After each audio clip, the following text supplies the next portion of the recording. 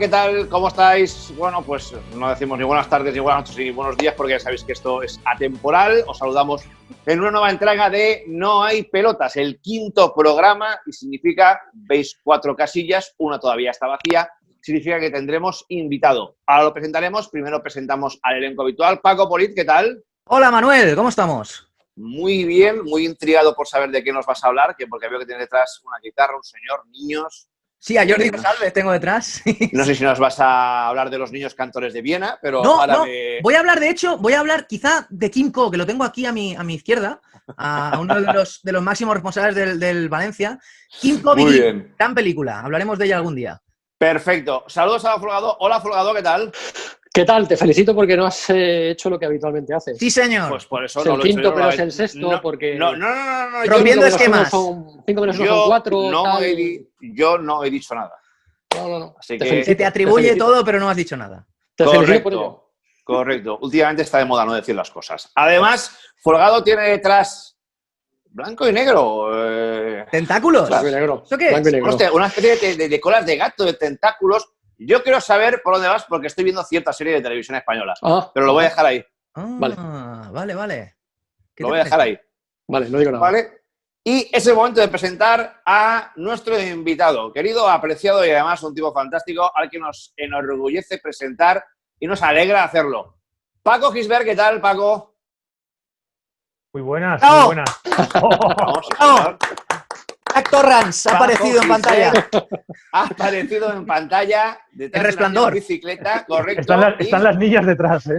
Están las niñas detrás. Se parece mucho a un hotel en el que estuve el año pasado en Krasnodar. Tiene grandísimas similitudes, ¿vale? No puedes decir quiénes eran las niñas porque no se puede hablar de fútbol, pero sí. No se puede decir quiénes eran las niñas y quiénes eran los niños. Lo que sí puedo decir es que ahora nos explicarás de qué vas a hablar. Te recuerdo la dinámica, aunque ya la conoces. Primero expondrás tu tema, Paco, y a partir de tu exposición, entre unos 15-20 minutos aproximadamente, en la que te iremos interrumpiendo, que es lo que mola de este programa. Correcto. Una vez acabes tu exposición, te contaremos cada uno de nosotros de qué vamos a hablar y tú, una vez tengas los datos, decidirás cuál es nuestro orden de intervención. ¿De acuerdo? Perfecto. Pues ahora me toca preguntarte de qué vas a hablarnos. Voy a hablar de cine de terror, básicamente. Magnífico. Sí. Magnífico. Pero lo voy a hacer desde la perspectiva de cómo me aficioné yo al cine y cómo llegué a hacerme un aficionado al cine de terror. Y luego quiero contar 2 o 3 anécdotas muy divertidas que me han pasado en la vida relacionadas con el cine de terror. Sí, por favor. Creo que os vais a reír mucho. Pues nada, empieza por el cine de Qué ganchos cuelga el tío, es un profesional, ¿eh? Es un profesional, del tema. Bueno, vale, Paco. Empiezo. Yo me aficiono al cine. Bueno, vengo de una familia en que mi padre y mi madre eran muy aficionados al cine, entonces nos llevaban al cine desde yo tenía 4 o 5 años, iba con ellos y iba a ver películas por lo típico, películas infantiles y este tipo de cosas, ¿no? Pero a los 12, 13 años empecé a ir ya con amigos, entonces compaginaba ir a películas con mis padres, o mi padre después, porque mi madre ya no iba tanto, a ir con mis amigos. Y cuando empecé a ir con mis amigos, yo que tengo ya una edad, iba a los famosos cines de reestreno de Valencia, que había un montón y además yo tenía, por ejemplo, el Metropol pillaba a 200 metros de mi casa. Y yo de pequeño iba al Cine de los Leones. Exacto, en cada barrio había uno, recordad. Había uno, ¿no? de reestreno. Y era muy divertido porque pasaban las películas que habían pasado en estreno, que eran mucho más caras, entonces ibas allí, te tragabas 2 o 3 películas, te tirabas toda la tarde con tus amigos, te lo pasabas bomba y todo eso. Y ahí entonces me empecé a aficionar al cine, a todos los géneros, porque en aquellas sesiones yo recuerdo que había, por ejemplo, una película de Kung Fu, una tipo Bruce Lee, cosas películas de chinos de toda la vida. La película de chinos de toda la vida, un spaghetti western, que ya no estoy hablando de los spaghetti westerns de Sergio Leone y todo esto, sino las películas de Trinidad, recordar aquellas maravillosas películas de Terence Hill y Bud Spencer. Que tienen un programa, ¿eh? Tiene un monográfico. Me la acabas de quitar, Paco. Bud Spencer y Terence Hill tienen un programa, un programón. Sí, bueno, señor. Hago un inciso. Yo a Bud Spencer lo conocí en un festival de Peñíscola, Oh, qué en envidia, tío. el cual el tío vino como invitado. Yo le hice una entrevista y tal, publiqué un reportaje en El País. Y luego, después de hablar conmigo, se fue a una especie de recepción que tenían, donde le sirvieron unas gambas que estaban en mal estado y casi muere Bud Spencer. O sea, sí. O sea, Qué bueno. no murió, no estuvo a punto de morir de un puñetazo, sino de una indigestión de gambas en Peñíscola. Gambas. Terrible. Lo que hubiera sido, ¿cómo murió Bud Spencer? No, bueno, tal, en una pelea en el oeste. No. En una indigestión de gambas en gambas. Peñíscola. Ahora veo cascas. Qué buena O sea, anécdota, Paco. una cosa tremenda. Bueno, estaba yo en esa dinámica y entonces mi padre, que era muy cinéfilo, pero una persona extraordinariamente cinéfila, empezó a llevarme al cine, a la filmoteca. Entonces me llevaba a ver películas como El acorazado Potemkin. Buah. Sergei Eisenstein. Eso nos caía en la facultad. Madre mía. Las películas de Herzog, las películas de Fassbinder, o sea, unas cosas tremendas que yo no entendía. Yo tenía 13, 14, 15 años, no entendía nada. O sea, salía del cine y mi padre decía, qué buena, ¿eh? Yo decía, sí. Buenísimo, papá, buenísimo. Sí, padre, sí. Lo que usted diga. No, está muy bien. Y Paco pensaba, ¿por qué no me dejará ir a ver Los Viqueros? Sí. No, porque en el fondo también me gustaban esas películas. O sea, era como. Era muy ecléctico en mis gustos, ¿no? Me gustaba un poco de todo. Y aquello agradecí porque al final me procuró una educación cinematográfica estupenda. Yo vi, por ejemplo, muchas películas de John Ford en aquella época, pero vistas desde un punto de vista de no solo cines de vaqueros, sino películas de John Ford y pensar por qué John Ford hacía estas cosas. Mi padre me explicaba cosas. O sea, la verdad es que era una experiencia maravillosa. Cuando yo, compaginando estas dos cosas, yo recuerdo en el año 77 sería, yo tenía 14 años, estrenaron Carrie. Y fui a ver Carrie al cine, ¿no? Yo pensé, Brian De Palma, que había oído hablar de él, era un director como bastante reconocido y tal, y fui a verla. Y me quedé fascinado. O sea, a mí las películas de terror realmente no me dan miedo, sino que me producen una fascinación extraña porque veo que la gente lo pasa muy mal en el cine. Y yo, no es que lo pase bien, pero me divierto viendo cómo la gente lo pasa mal. Entonces, eso es sadismo, ¿eh? Tiene nombre. Quiere decir. Sí. En parte tiene algo de esto, ¿no? Y además, Carrie tiene una característica maravillosa y es que en realidad es una película sobre la regla de las mujeres. O sea, sí, es verdad. Toda la historia, o sea, está contada como que la tía, la sangre, no sé qué, pero en realidad es un problema de una tía que no sabe que va a tener la regla porque la madre nunca le ha explicado que si sangra va a tener la regla, se cree que se está muriendo, ¿no? Entonces a mí esto me parecía fascinante. Imaginaos un chaval de 14, 15 años que está entonces descubriendo la sexualidad y estas cosas y te das cuenta de eso, de que es una película sobre la sangre, ¿no?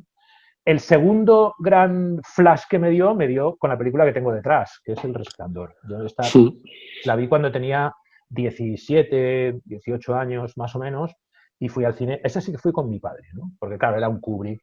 Y entonces ya había visto bastantes películas de Kubrick, había visto Naranja Mecánica, había visto 2001 y fui a ver El Resplandor. Y entonces El Resplandor a mí me parece una película extraordinaria. Es una de mis películas favoritas. Pero sobre todo me quedé muy flipando por el tema del doblaje. No sé si recordáis. El doblaje, es que eso entronca mucho con tu tema. Sí, es verdad. Cuenta la historia, que es buenísima, ¿eh? Sí, el doblaje del Resplandor lo supervisó, esto lo supe luego, lo supervisaba Kubrick. O sea, Kubrick, en cada país donde se estrenaba la película, el tío hablaba con los dobladores y buscaba gente que doblara su película con la intención de que la voz del doblador se pareciera a la del personaje. O sea, no es como aquí que oías, por ejemplo, oías hablar a Constantino Romero y la voz de Constantino Romero no tenía nada que ver con la de Clint Eastwood. Aunque Constantino Romero haya doblado a casi todas las veces, por lo menos hasta que falleció, hace creo que 6 o 7 años, ha doblado siempre a Clint Eastwood. Kubrick no tenía esa idea. Kubrick decía que tenía que ser una voz parecida, ¿no? Parecida, muy bien. Y entonces, además, contrató a dos actores, no dos actores de doblaje, sino dos actores normales, ¿no? O sea, de teatro, especializado en teatro en su momento, sí. De cine y de teatro, ¿no? Que eran Joaquín Hinojosa. En esa época Joaquín Hinojosa hacía muchísimo cine. Joaquín Hinojosa, que doblaba a Jack Nicholson, y Verónica Forqué, que doblaba a Shelley Duvall, ¿no? Y claro, el doblaje era como muy raro, o sea, era una cosa como... Estabas acostumbrado a la voz de, lo tengo apuntado aquí, Rogelio Hernández, que era el tío que doblaba a Jack Nicholson, aquella voz así, ¿os acordáis?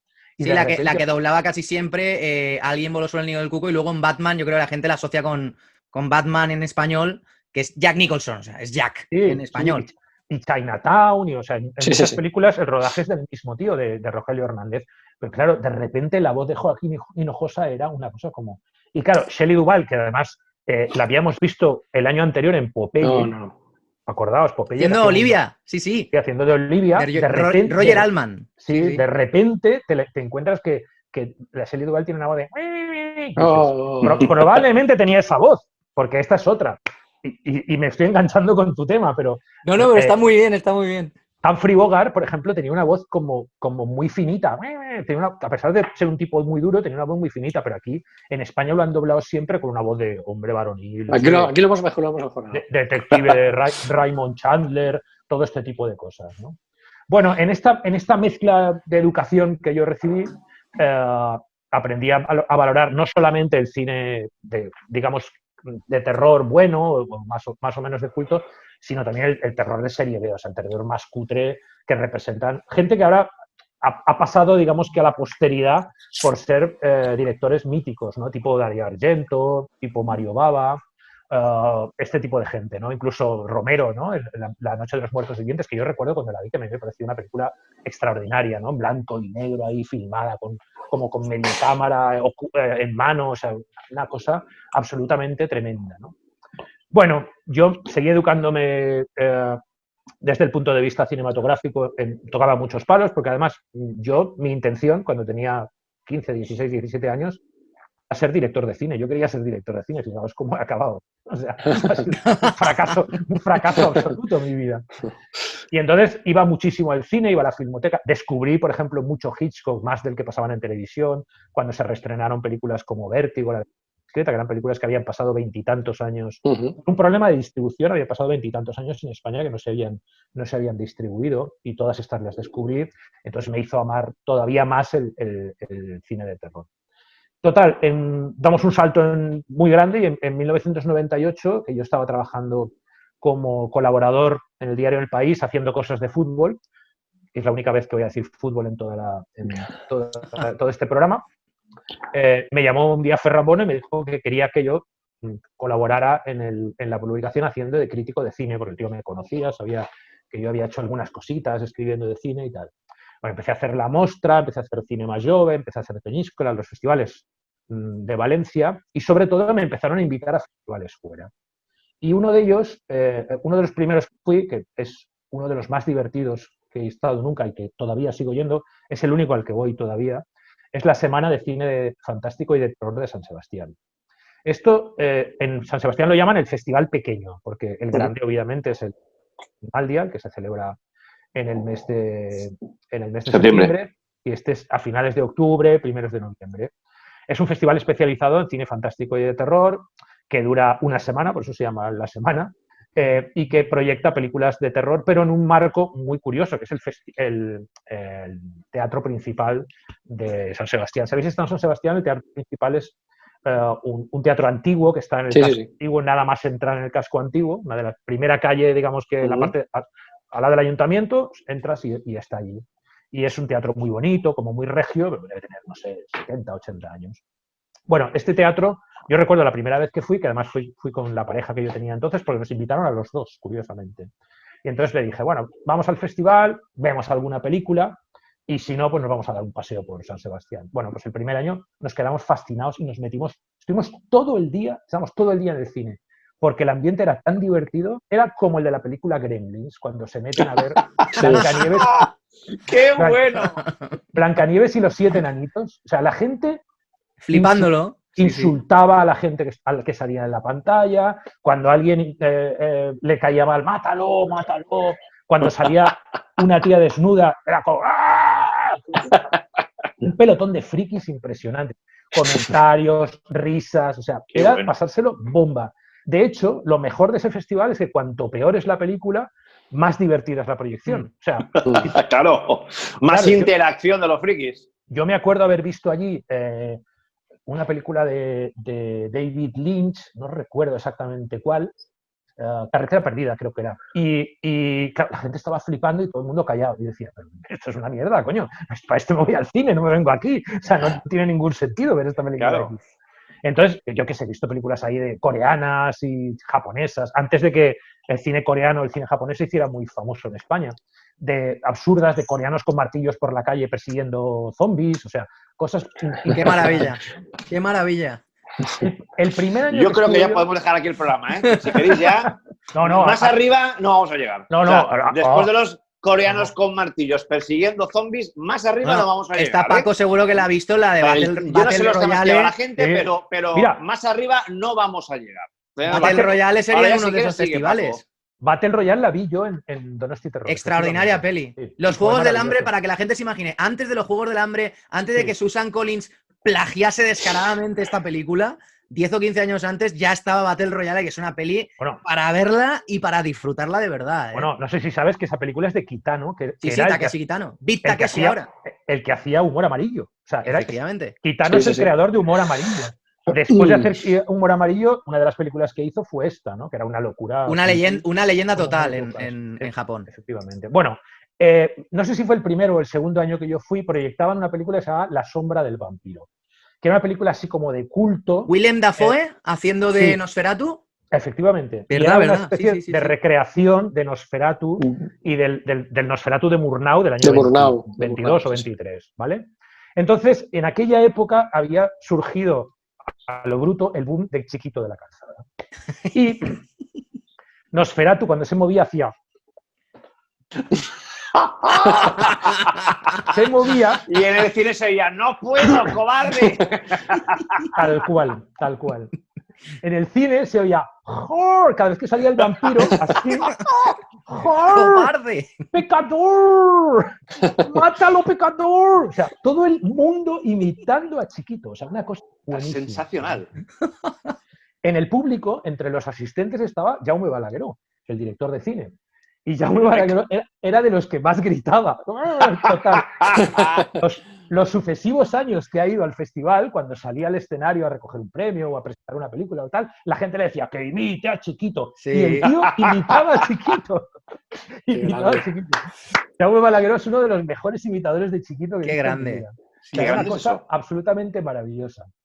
Bueno, esta es la primera parte, porque luego la segunda, claro, el pobre director de la película, que se llama Elías Mergide, el tío decía, Who is Chiquito? Who is Chiquito? Y aquellos intentando explicarle al tío quién era Chiquito de la Calzada, por qué la gente se reía tanto y tal, el tío estaba como medio alucinado.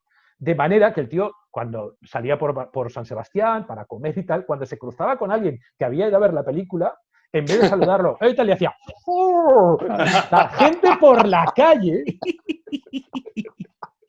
la gente por la calle le hacía ¡oh, pecador, no puedo! Y el tío miraba así y decía... ¿A qué país he venido de sonajas, sabes? Vamos a ver, por un lado eso, pero por el otro lado debe ser altamente frustrante intentar hacer una película de terror Seria, claro. Claro. que la gente, Un drama. con perdón, se despolle vivo Se con descojone. Chiquito de la... Con Sí, sí. Chiquito de la... Tiene que ser altamente frustrante para el director. Claro, claro. Además, la película, todo el mundo decía, hostia, qué buena, tal, pero claro, pero sobre todo es que nos lo hemos pasado bomba. O sea, es que básicamente lo que se trataba era pasárselo bomba. Y el tío tenía una especie de extraña relación. Yo me acuerdo hablar, entonces el director de la semana era José Luis Rebordinos, que es el actual director del Festival de San Sebastián, el grande, como le llaman allí, el Cine El Maldia. tocho, sí. Sí, y el tío decía, es que claro, el tío se queda un poco flipado porque realmente no tiene muy claro si le ha gustado a la gente la película o no. Y yo decía, bueno, es que yo creo que la película le ha gustado a la gente. Otra cosa es cómo se lo tomen. Y Otra cosa es el cachondeíto. era muy divertido porque el tío, hasta que no se fue de San Sebastián, todo el mundo, pero por la calle, en cualquier sitio, te lo encontrabas en un bar tomando un pincho y la gente... Era absolutamente memorable, ¿no? Era memorable. Y la segunda historia, que tiene que ver, es otra cosa diferente, es cuando estrenaron en Valencia, no sé cuál de las dos primeras de películas de Peter Jackson fueron. Creo que fue aquella de mi perro se ha comido a tu madre. Brain Dead. Brain Dead. Sí, finales de los 80 sería. Se tituló así en España. Tu madre se ha comido a mi perro. Brain Dead. Tu madre se ha comido a mi perro. Sí, Entonces, sí. yo que ya era muy aficionado al cine de terror, fui al cine con un amigo y fuimos a los cines Aragón, que ya no sé si existen porque volvieron No. a existir, pero los No. volvieron a No. cerrar. Ya no.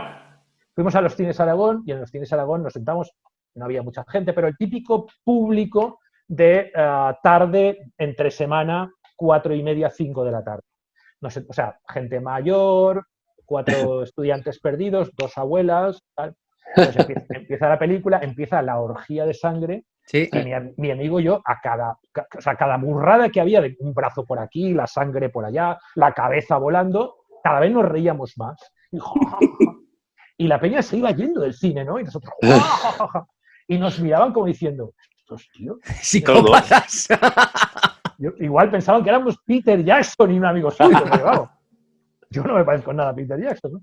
Pero todo el mundo estaba súper alucinado. Al final nos quedamos solos en el cine, solos y riéndonos en una película de terror donde todo el mundo se había ido de lo horrorizada que estaba. No sé, supongo que habéis visto esa película, Sí. en la cual la orgía final en la cual matan, hay como 15 o 20 minutos en los cuales es todo el rato cortando miembros, metiendo... Con una desbrozadora, ¿puede ser? De césped. Sí. Con Sí, una sí. desbrozadora de Es césped. un gore, ¿no? Qué grande.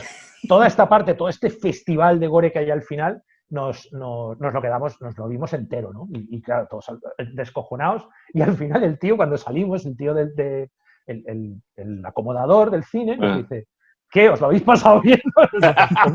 ¡Bomba! Mira cómo está el cine. O sea, esa fue la segunda historia que quería contar, que creo que es muy, muy divertida. Tengo muchas más, porque la verdad es que como mi vida, a partir de justo cuando me contrataron en El País y empecé a hacer cosas muy relacionadas con el cine, ha sido como muy variada. Pues ya sabéis que yo me he dedicado a las dos cosas de las que no podemos hablar hoy, más al cine. Entonces he viajado a muchos festivales, he conocido a muchos actores, tengo secretos inconfesables de muchos actores y muchas actrices que nunca contaré porque estas cosas no se deben de contar. Por lo menos si no hay un dinero de por medio. Efectivamente. Voy a hacer como el asesor de Trump. No iré al impeachment, pero cobraré 2 millones de dólares. Exacto. Por contarlo en un libro. Pues Correcto. Me extraña que no hayas hablado, que seguro que has estado es también en octubre, si no me equivoco, aunque ha habido En años que ha Sitges. oscilado un poco, de Sitges. Sitges. Que ahí sí que fui 2 años prácticamente seguidos cuando era todavía adolescente. Anteriormente se llegaba a través de una carretera serpenteante, me acuerdo, por la zona esta del Maresme y tal y cual. Me acuerdo un día hablando con mi padre que íbamos en el todoterreno y eran como, ves con cuidado que tengo 13 años y quiero decir, y me gustaría ser adulto, tener una relación, casarme, ese tipo de cosas. Vamos a ir con calma. Sitges, sitio donde hay una grandísima, o al menos había, grandísima comunidad LGTBI, que creo que a día de hoy se mantiene. Y en segundo lugar, donde pude ver a 1 metro, y además fue uno de los grandes momentos, aunque no tengo foto, a John Carpenter. Lo que pasa es que estrenó una de las peores pelis que ha hecho, que fue la de Fantasmas de Marte, del año 2000. ¿Te mola? No estoy en absoluto de acuerdo. Con Jason Statham y Fantasma de Marte me parece un western espacial fantástico. A mí no me acabó, y eso sí que la banda sonora es Sale muy la buena, magnífica Pam Grier y me parece espectacular esa película, Paco. En serio, tío. Paco. No, yo es que soy muy de Carpenter, ¿eh? Bueno, yo soy muy de Carpenter también. Pero esa en concreto... Sí, yo he estado muchas veces en Sitges, claro, ya ahora que vivo aquí, pues voy, no todos los años, porque a veces no he podido por curro, pero he ido muchas veces. Pero desde Valencia he ido muchas veces también.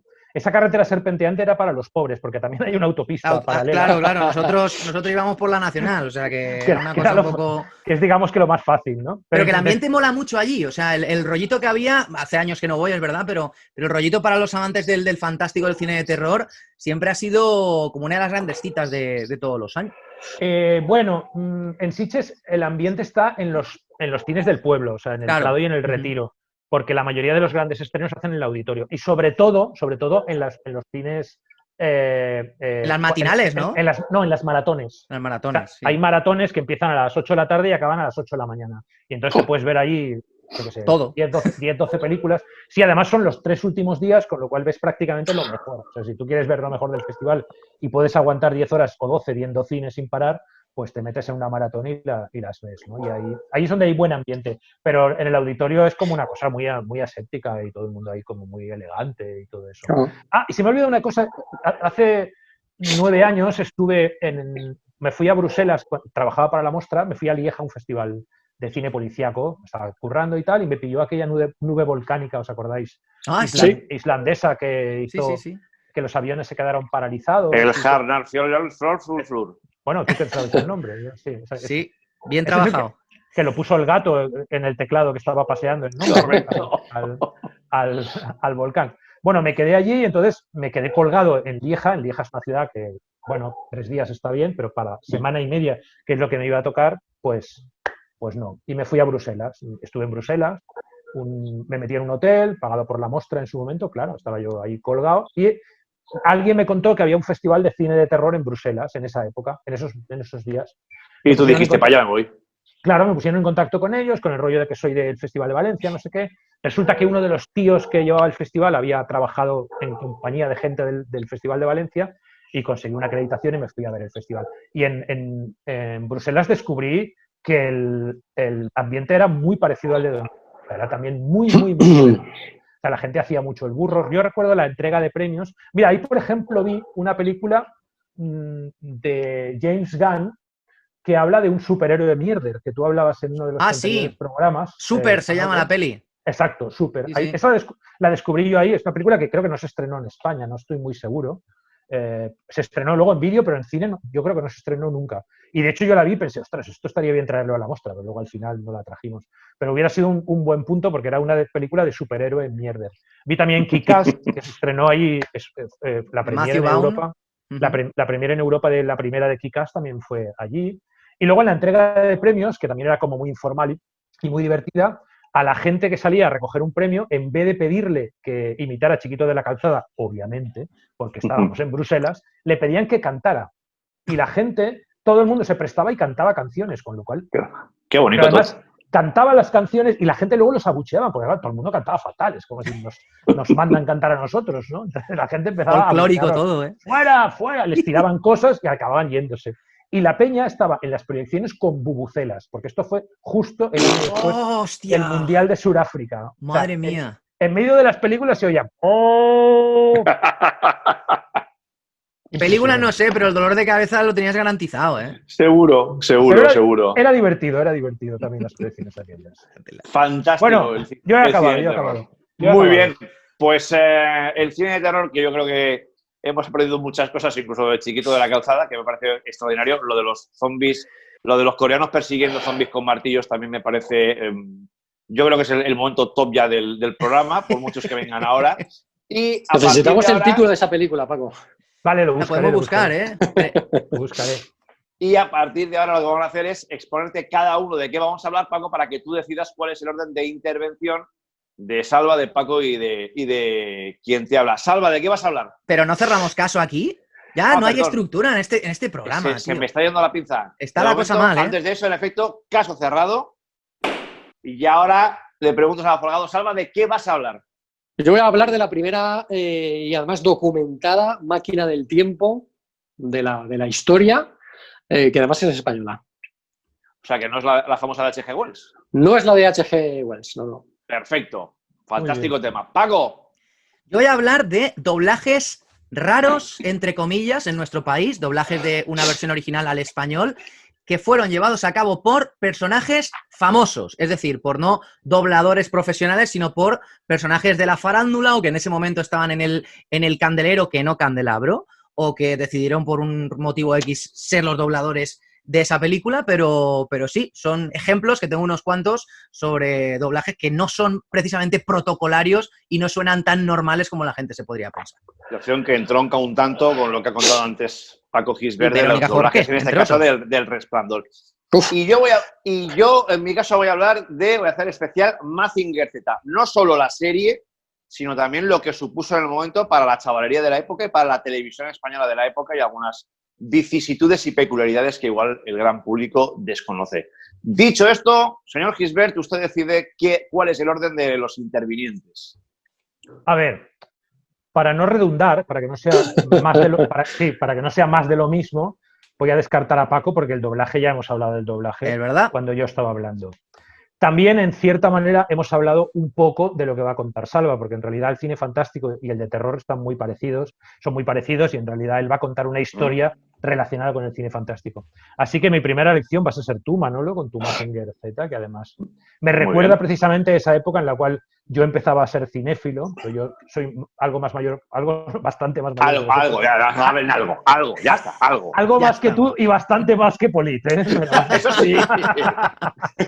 Conceptos como Barrio Sésamo, algo y bastante. Pues Sí, algo sí, más sí. que yo y bastante más que Poli. Exacto. Y bueno, Mira Folgado cómo apoya. luego dejaremos a Salva que cuente. Digamos que lo vamos a hacer por turno de edad. He empezado yo, sigue el siguiente más mayor, luego el otro y al final el pequeño. Y El cachorro. Perfecto. El pequeño. Y así hacemos como las buenas películas. Es decir, empezamos por un tema y acabamos por el mismo tema al final. Muy Benjamin bien, Button, qué Benjamin bien Button. De más mayor a más joven. Venga. Fantástico. Pues ya que me toca a mí, señores, vamos a hablar de Mazinger Z. Si os acordáis, en el programa 3, en el que tuvimos a Raúl Antón y os hablé de las series veraniegas de televisión española, hablé de un cambio en la mentalidad de las series para entretener a los críos. Hasta los 70, las series para entretener a los críos eran auténticos dramones. O sea, hablamos en su día de que había que ser un auténtico sádico, por no utilizar otra palabra, para mostrarles a los niños series como Heidi o como Marco, que eran penuria detrás de penuria. Heidi, una niña que se le mueren los padres, la sueltan con el abuelo en medio de la montaña, el abuelo no quiere saber nada de la familia ni de la niña.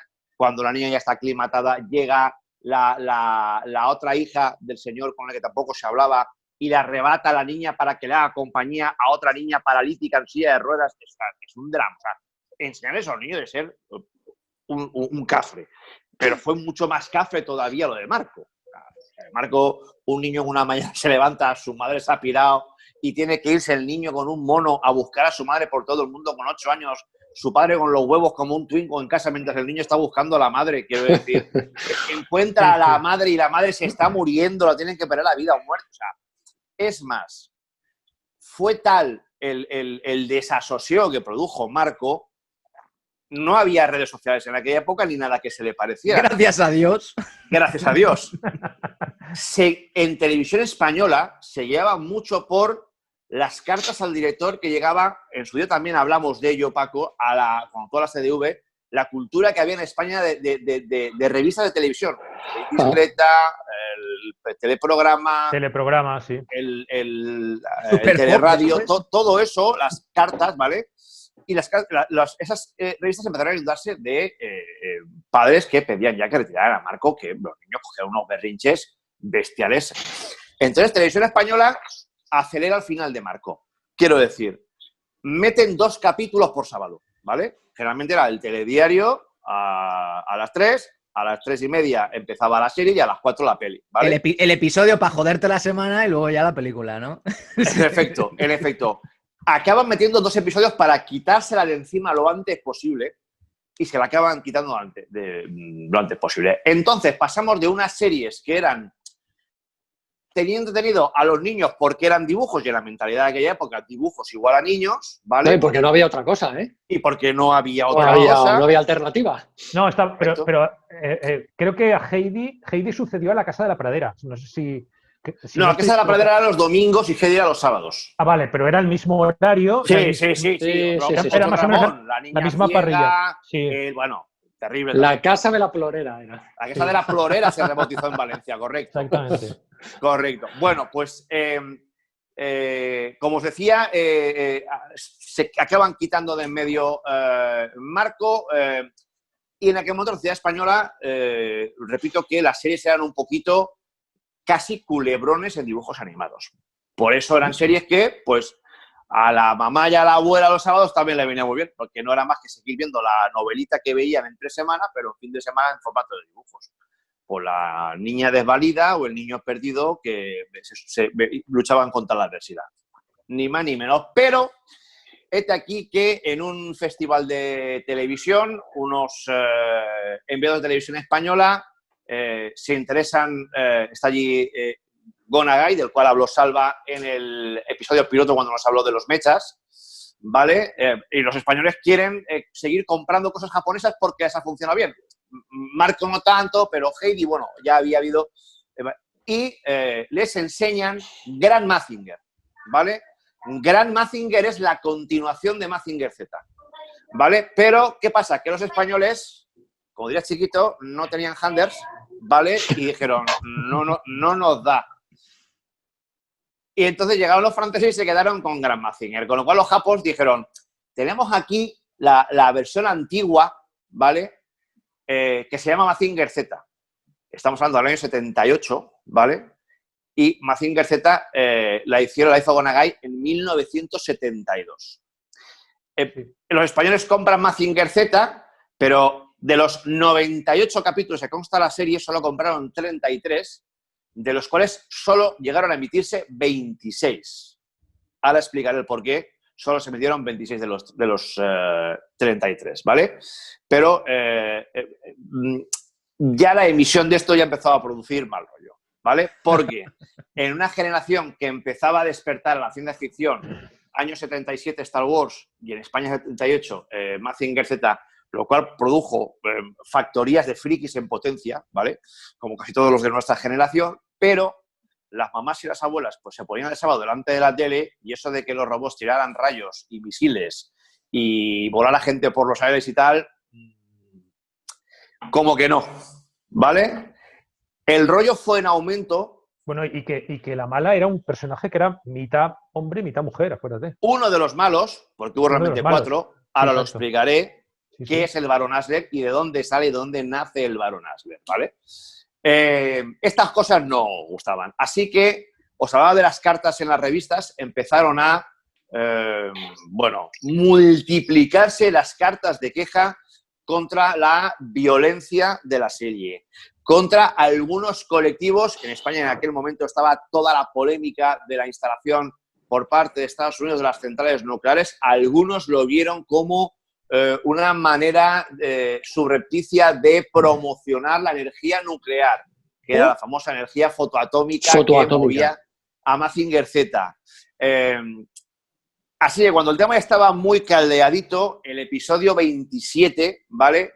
Era un episodio donde había Manduca de la Buena, había unos moteros con camisetas con calaveras que cogían a Koji Kabuto, le metían una paliza y tal. Y la televisión española que está en el despacho dijo, mira, ya está la cosa suficientemente caldeada como para que emitamos este episodio, y entonces asociaciones de madres y abuelas vienen y nos queman Prado del Rey, porque entonces Torre España tampoco existía. ¿Qué ocurre? Que, como pasa en algunos casos en la vida, llegan sin avisar. Tú te sientas aquel sábado, ¿vale? Y por eso de la siguiente serie todos tenemos un mal concepto, porque en el fondo lo odiábamos. Tú llegaste a tu sábado a decir, vamos a ver qué pasa hoy en Mazinger Z, te sientas y ves una versión cutre, desnutrida de Tarzán que se llamaba Orthoway. Orthoway. ¡Guau! Orthoway. El Orthoway fue la serie que de urgencia sacó Televisión Española para poner... Claro, nos quedamos diciendo, ¿dónde está Mazinger Z? Y por eso, casi toda la generación nuestra le tiene mucha tirria a Mazinger Z. Más allá de eso, perdón, a Orthoway. Otro tema a contar es el de la sintonía de Mazinger Z. El terror, la maldad, Koji puede controlar. Vamos. Esa sintonía, por cierto, los capítulos, aparte de que solamente se emitieron 26 de los 33 que compró Televisión Española, de los 98 que consta la serie, ¿vale? Además de todo eso, Televisión Española hizo una mangarrufa propia de ellos, porque hacía lo que les daba la gana, como solo estaban ellos, ¿vale? Sí. Y cogió del capítulo 3, creo que es del 3 al 9, y los hizo a HAL, en una parte. ¿Por qué? Porque se los guardó para las navidades siguientes, entretenernos a la chiquillería. Es decir, pasamos creo que es del capítulo 2 al 9 en Mazinger, en España, porque del 3 al 8 se los habían guardado para ellos, mira, en navidades tenemos esto para entretener a la chavalería.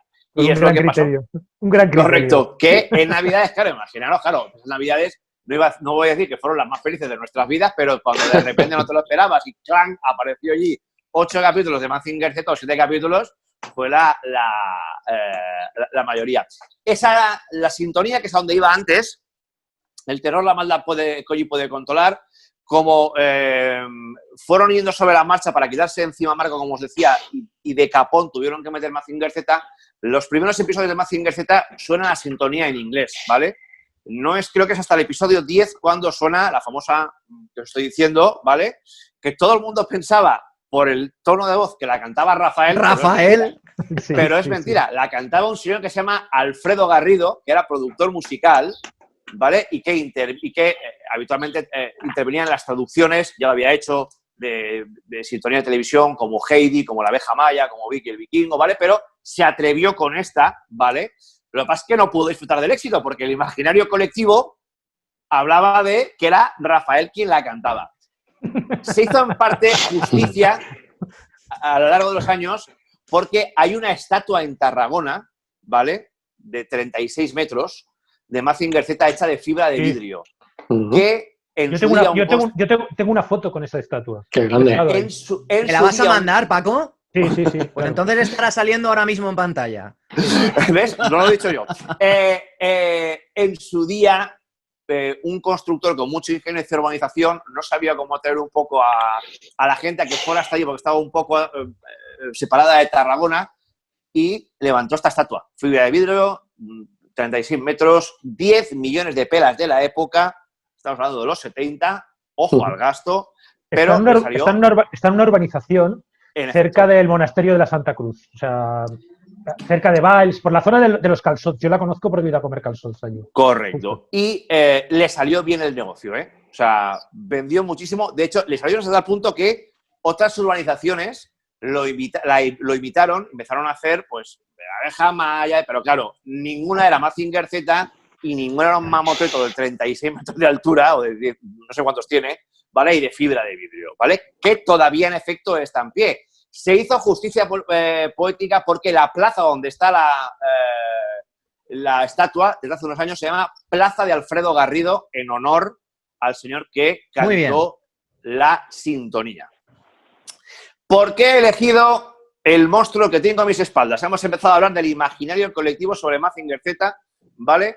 Y hemos empezado a hacerlo por la famosa sintonía. Bueno, la bestia mecánica, el bruto mecánico que tengo aquí detrás, que eran los robots que mandaba el Doctor Infierno. Bruto mecánico. Ahora os explicaré también de dónde sale todo esto, ¿vale? Se llama Hellbros J3, ¿vale? ¿Por qué lo he elegido a él? Porque es el capítulo número 32. ¿Qué pasó en el capítulo número 32? Mejor dicho, ¿qué no pasó en el capítulo número 33, titulado La formidable bestia de tres cabezas? Pues que el imaginario colectivo acuñó una frase que nunca se dio. ¿Cómo? Si se puede ver aquí, vamos a hacer... Cércalo, céntralo en la imagen que se vea ahí. Céntralo ahí. Pechos fuera.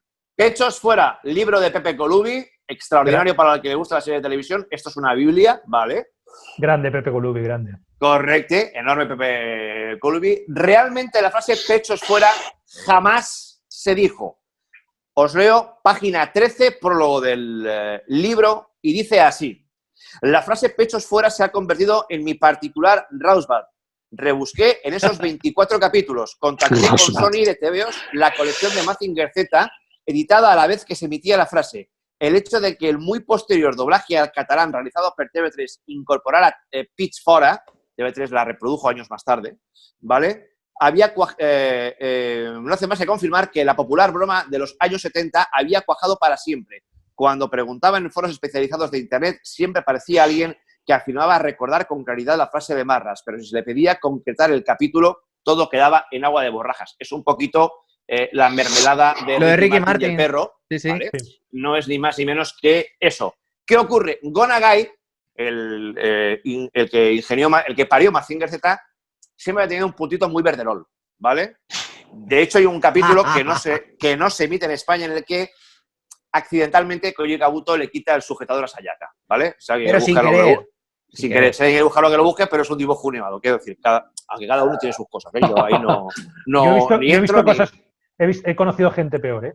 Pues te digo que yo ahí ni entro ni salgo. El Mestre Tortuga, sin ir más lejos. Vale. Entonces, del famoso fuego de pecho de Mazinger Z, ¿vale?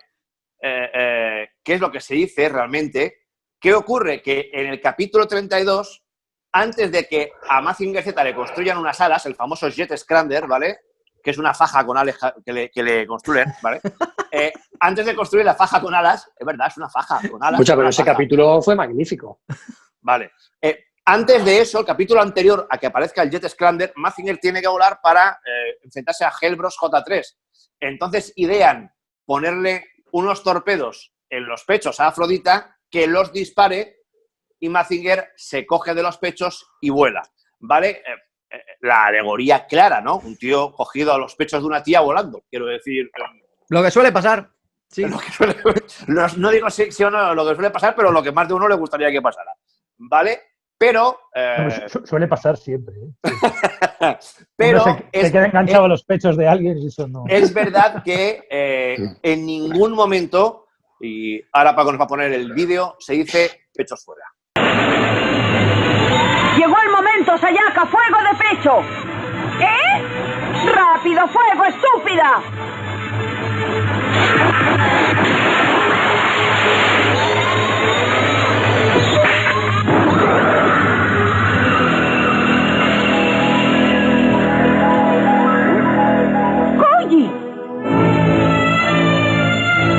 Obsérvese que Koji la insulta, le dice estúpida. Si repasamos los capítulos, Koji Kabuto es un auténtico cafre, es un machista de manual. Cretino. Insulta, la humilla a Sayaka.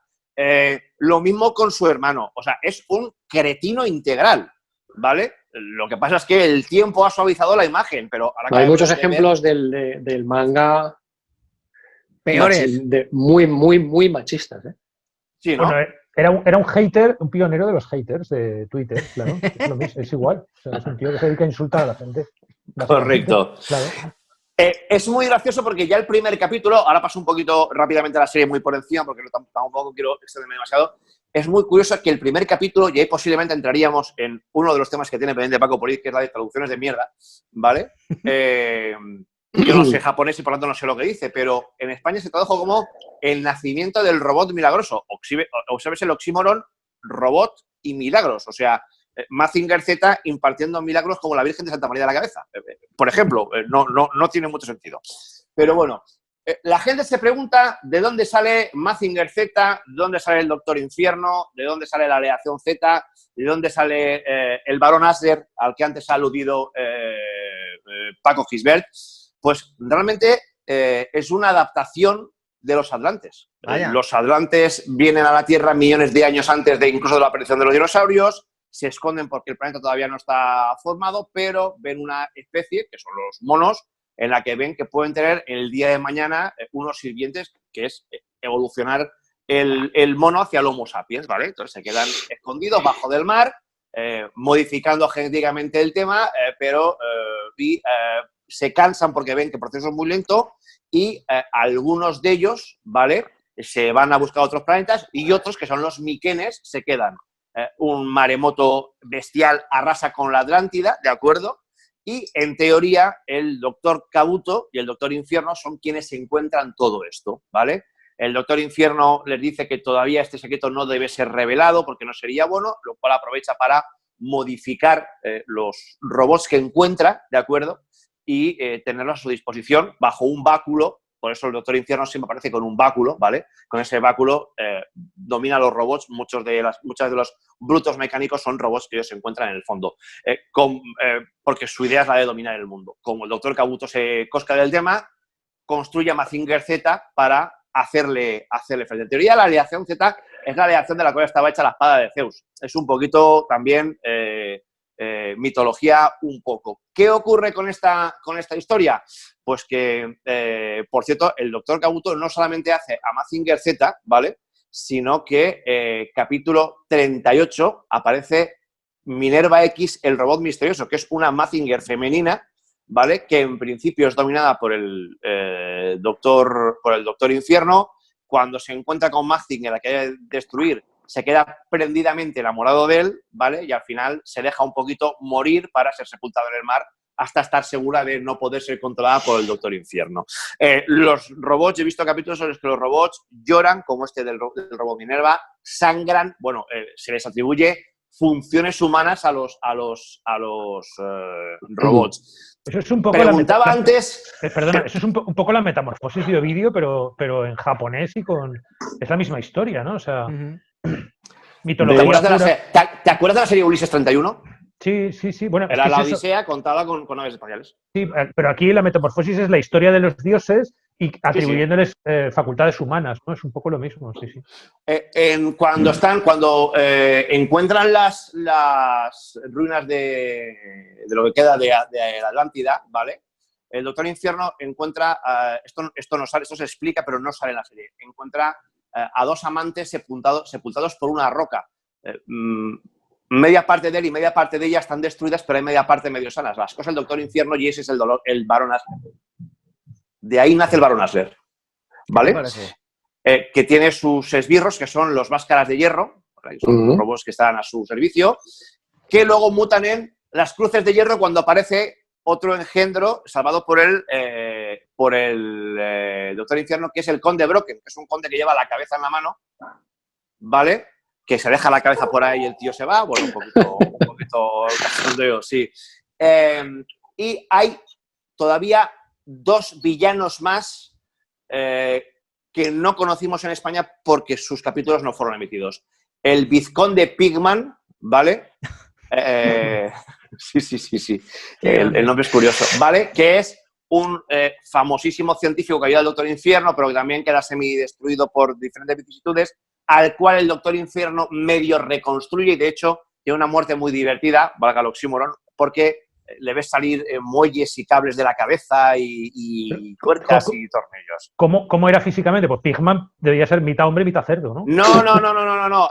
Paco seguro que nos ha ofrecido la imagen, pero era un cuerpo sobrepuesto encima de otro cuerpo. Es muy gracioso. Y el que sí que es cabeza y cuerpo es el último de los villanos que aparece, que es el Duque Gorgón, ¿vale? El Duque Gorgón es el comandante jefe de las fuerzas de avance del Emperador de las Tinieblas, ¿vale? Es el episodio 74, que es una vieja raza oculta bajo la tierra, ¿vale? De los Miquenes, ¿vale? Él era, digamos, el jefe. Digamos que a episodios colabora con el Doctor Infierno y a episodios va por su cuenta. De hecho, aparece en el episodio 74, como decía. De hecho, es quien destruye a Mazinger Z, ¿vale? En el capítulo 92, ¿vale? Consigue acabar con el robot, enviando 2 brutos mecánicos, los robots Grazonius y Pilania, que son quienes acaban con Mazinger Z, ¿vale? Los matones. Correcto. Los matones. Y cuando ya Mazinger está a punto de ser destruido completamente y cuando Koji Kabuto está a punto de morir, aparece Grand Mazinger, que es su continuación y que a partir de ahí nacería la serie de Grand Mazinger. Grand Mazinger todavía mutaría en Mazinkaiser, ¿vale? Sí, que además de derrotar a los malos, sacaba la pelota jugada. Correcto. ¿Verdad? Y que, bueno, además se hicieron 7 películas de Mazinger Z. Bueno, la cosa dio para mucho y para tanto que ya ha sido nuestro tema. Sí, Paco. Yo tengo una duda respecto a los villanos y es si os habéis fijado en que todos o bien tienen nombre de una profesión noble o elevada, como es el caso de los doctores, o bien tienen título nobiliario, conde, vizconde, barón. Quiero decir, ahí había una lucha de clases importante, al menos en el doblaje en nuestro país. Paco, conde Dooku, Lord Vader. Sí, que es así. Siempre al villano le tienes que poner siempre título nobiliario. O tiene su título nobiliario o es un villano de mierda. Y además le tienes que poner una manzana en la mano y tiene que pegarle un bocado a la manzana para que demuestre lo cretino que es también, lo malvado que es también. ¿Cuáles son los 2 villanos más famosos de la historia? El Conde Drácula y el Doctor Frankenstein, ¿no? ¿Qué te parece? Sí. Ya está. Correcto. Sí, señor. Pero todo lo que ha contado Manolo de las referencias a la antigua Grecia, dice, es mentira. Los atlantes y demás, no. Pero no está en la colección, creo que no está en el Mazinger Z original, es en una edición posterior, remasterizada, algo así como un restyling que le hicieron. Mazinger Z, edición Impacto. Edición Impacto, efectivamente. Edición Impacto. ¿Te parece? Que mola bastante el rediseño en esa edición Impacto. A Mazinger el restyling es total. O sea, totalmente acertado.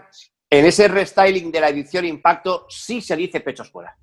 ¿Ves? Ajá. Se reescribe la historia. Pero no en la original. Ajá. Bueno, Ese es el dato. Al final el mito supera a la realidad. Sí, señor. Lo que pasa siempre, sí, efectivamente. Sí, señor. Yo recuerdo una serie antes de todas estas, que igual Sí. tú ya eres demasiado pequeño, que se llama Meteoro. Que Yo era sí que me acuerdo. japonesa. Meteoro. Meteoro era una sí. serie japonesa de carreras de coches. Y Meteoro sí. era un corredor de sí. coche. Y esta es mucho anterior a Heidi, mucho anterior a Marco, mucho anterior pueden ser 4 o 5 años, pero 4 o 5 años Sí. cuando tienes 12 son muchísimos, ¿no? Muchísimos. Y se llamaba Meteoro, que lo hacían por la tarde. Sí, entre semana, todos los pero días. estaba pensando, Meteoro era el nombre que se le dio en nuestro país, pero fuera de Japón, y lo he mirado porque efectivamente me sonaba, es Speed Racer. La serie que se dio luego la película de los Wachowski años después. Exactamente.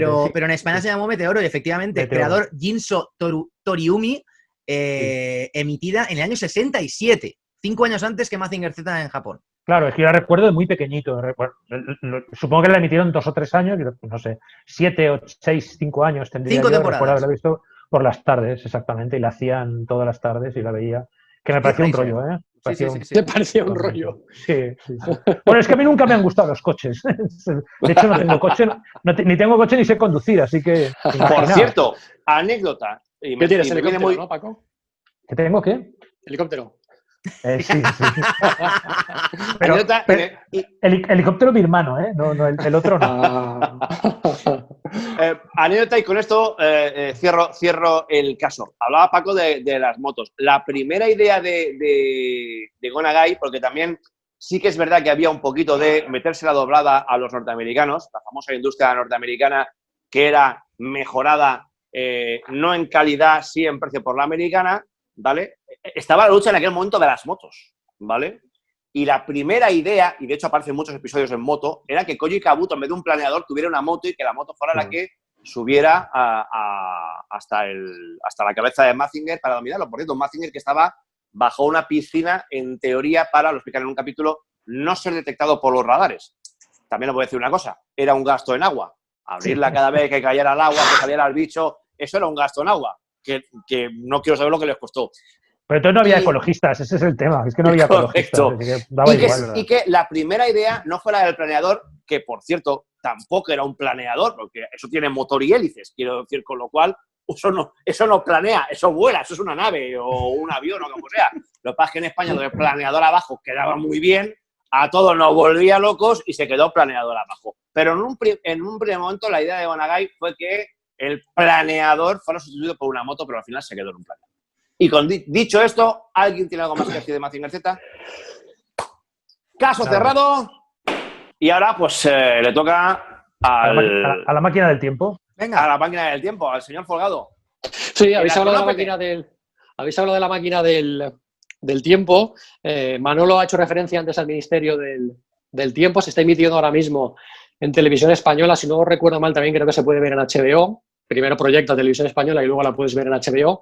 La serie El Ministerio del Tiempo está en la 4ª temporada y digamos que como gran novedad esta temporada, bueno, pues de repente en uno de los capítulos aparece un objeto volador que ya podía verse en el tráiler de los nuevos 8 episodios de esta 4ª temporada. De repente en el tráiler se veía una escena en la que aparecía, bueno, pues una extraña nave en el cielo y uno de los protagonistas la grababa con un smartphone.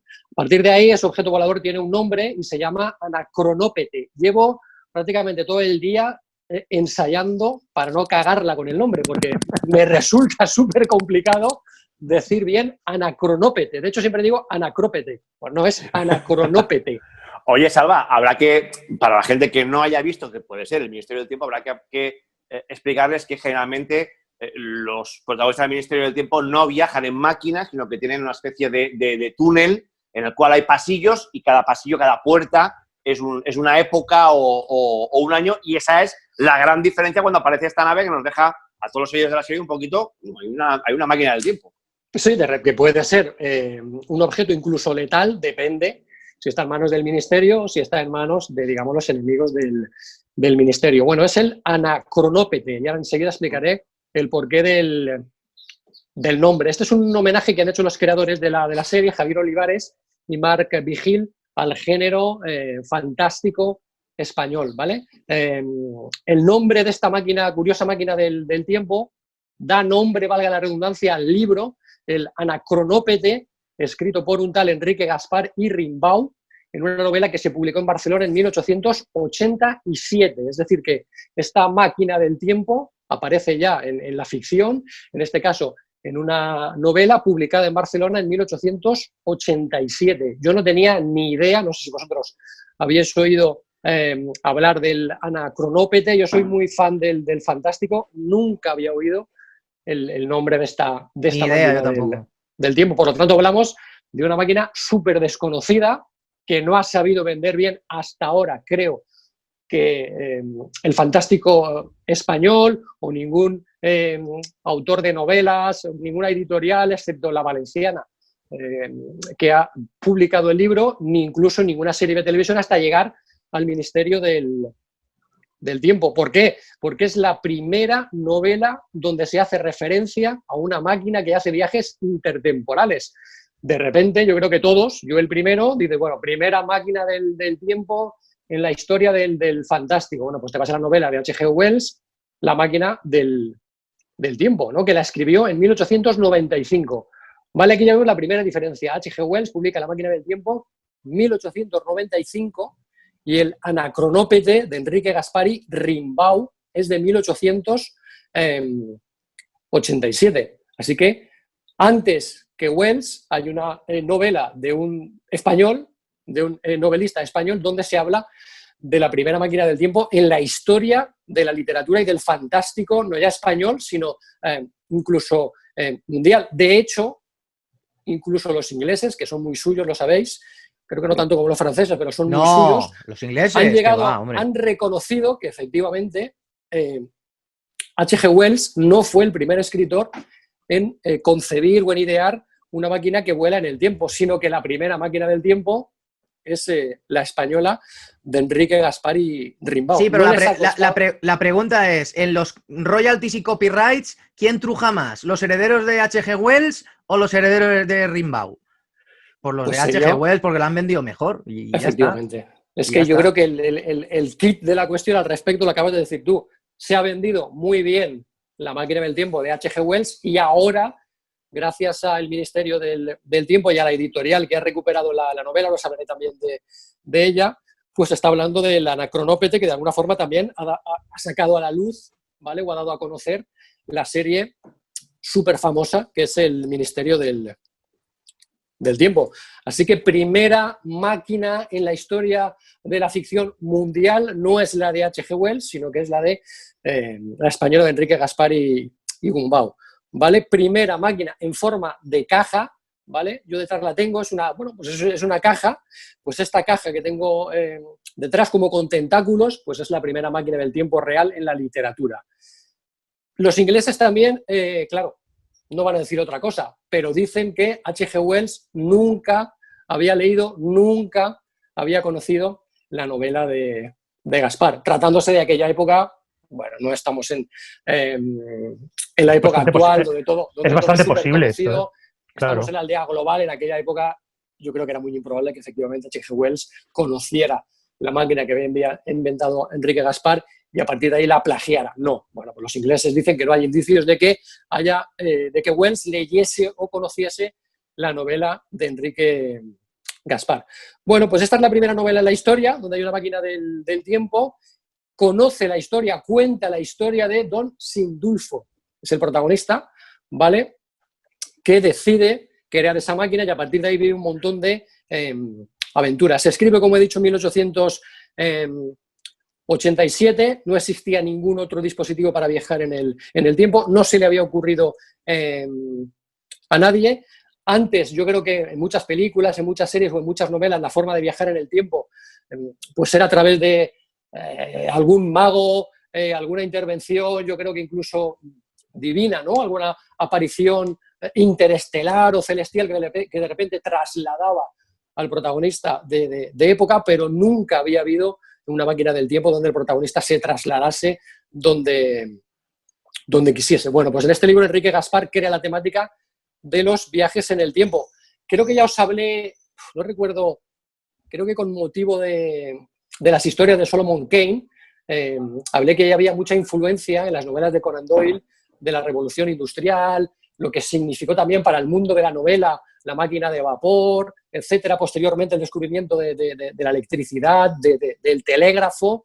Bueno, pues estamos hablando que a finales del siglo XIX, bueno, pues empieza a aparecer la ciencia y la técnica que se enfrentan a la religión, que aparece la máquina de vapor como primera gran máquina, empieza a mover trenes, barcos. Bueno, pues en este contexto aparece también esta novela. Tenemos que remontarnos, siempre que hablamos de revolución industrial, a novelas como las de Julio Verne, que inventó máquinas, bueno, pues capaces de volar, de viajar por el fondo de los océanos, recordar cómo recorrer bueno, pues el planeta en 80 días. Parece ser que sí que estuvo Enrique Gaspar de alguna forma influenciado por alguna novela y sobre todo por alguna representación en teatro que vio de alguna novela de Julio Verne. Bueno, el primer borrador del Anacronópete fue escrito en 1881. Como curiosidad, cuenta la web, que fue escrita como si fuera una zarzuela en 3 actos. Es decir, esto no era ni siquiera una novela, era una zarzuela, Paco.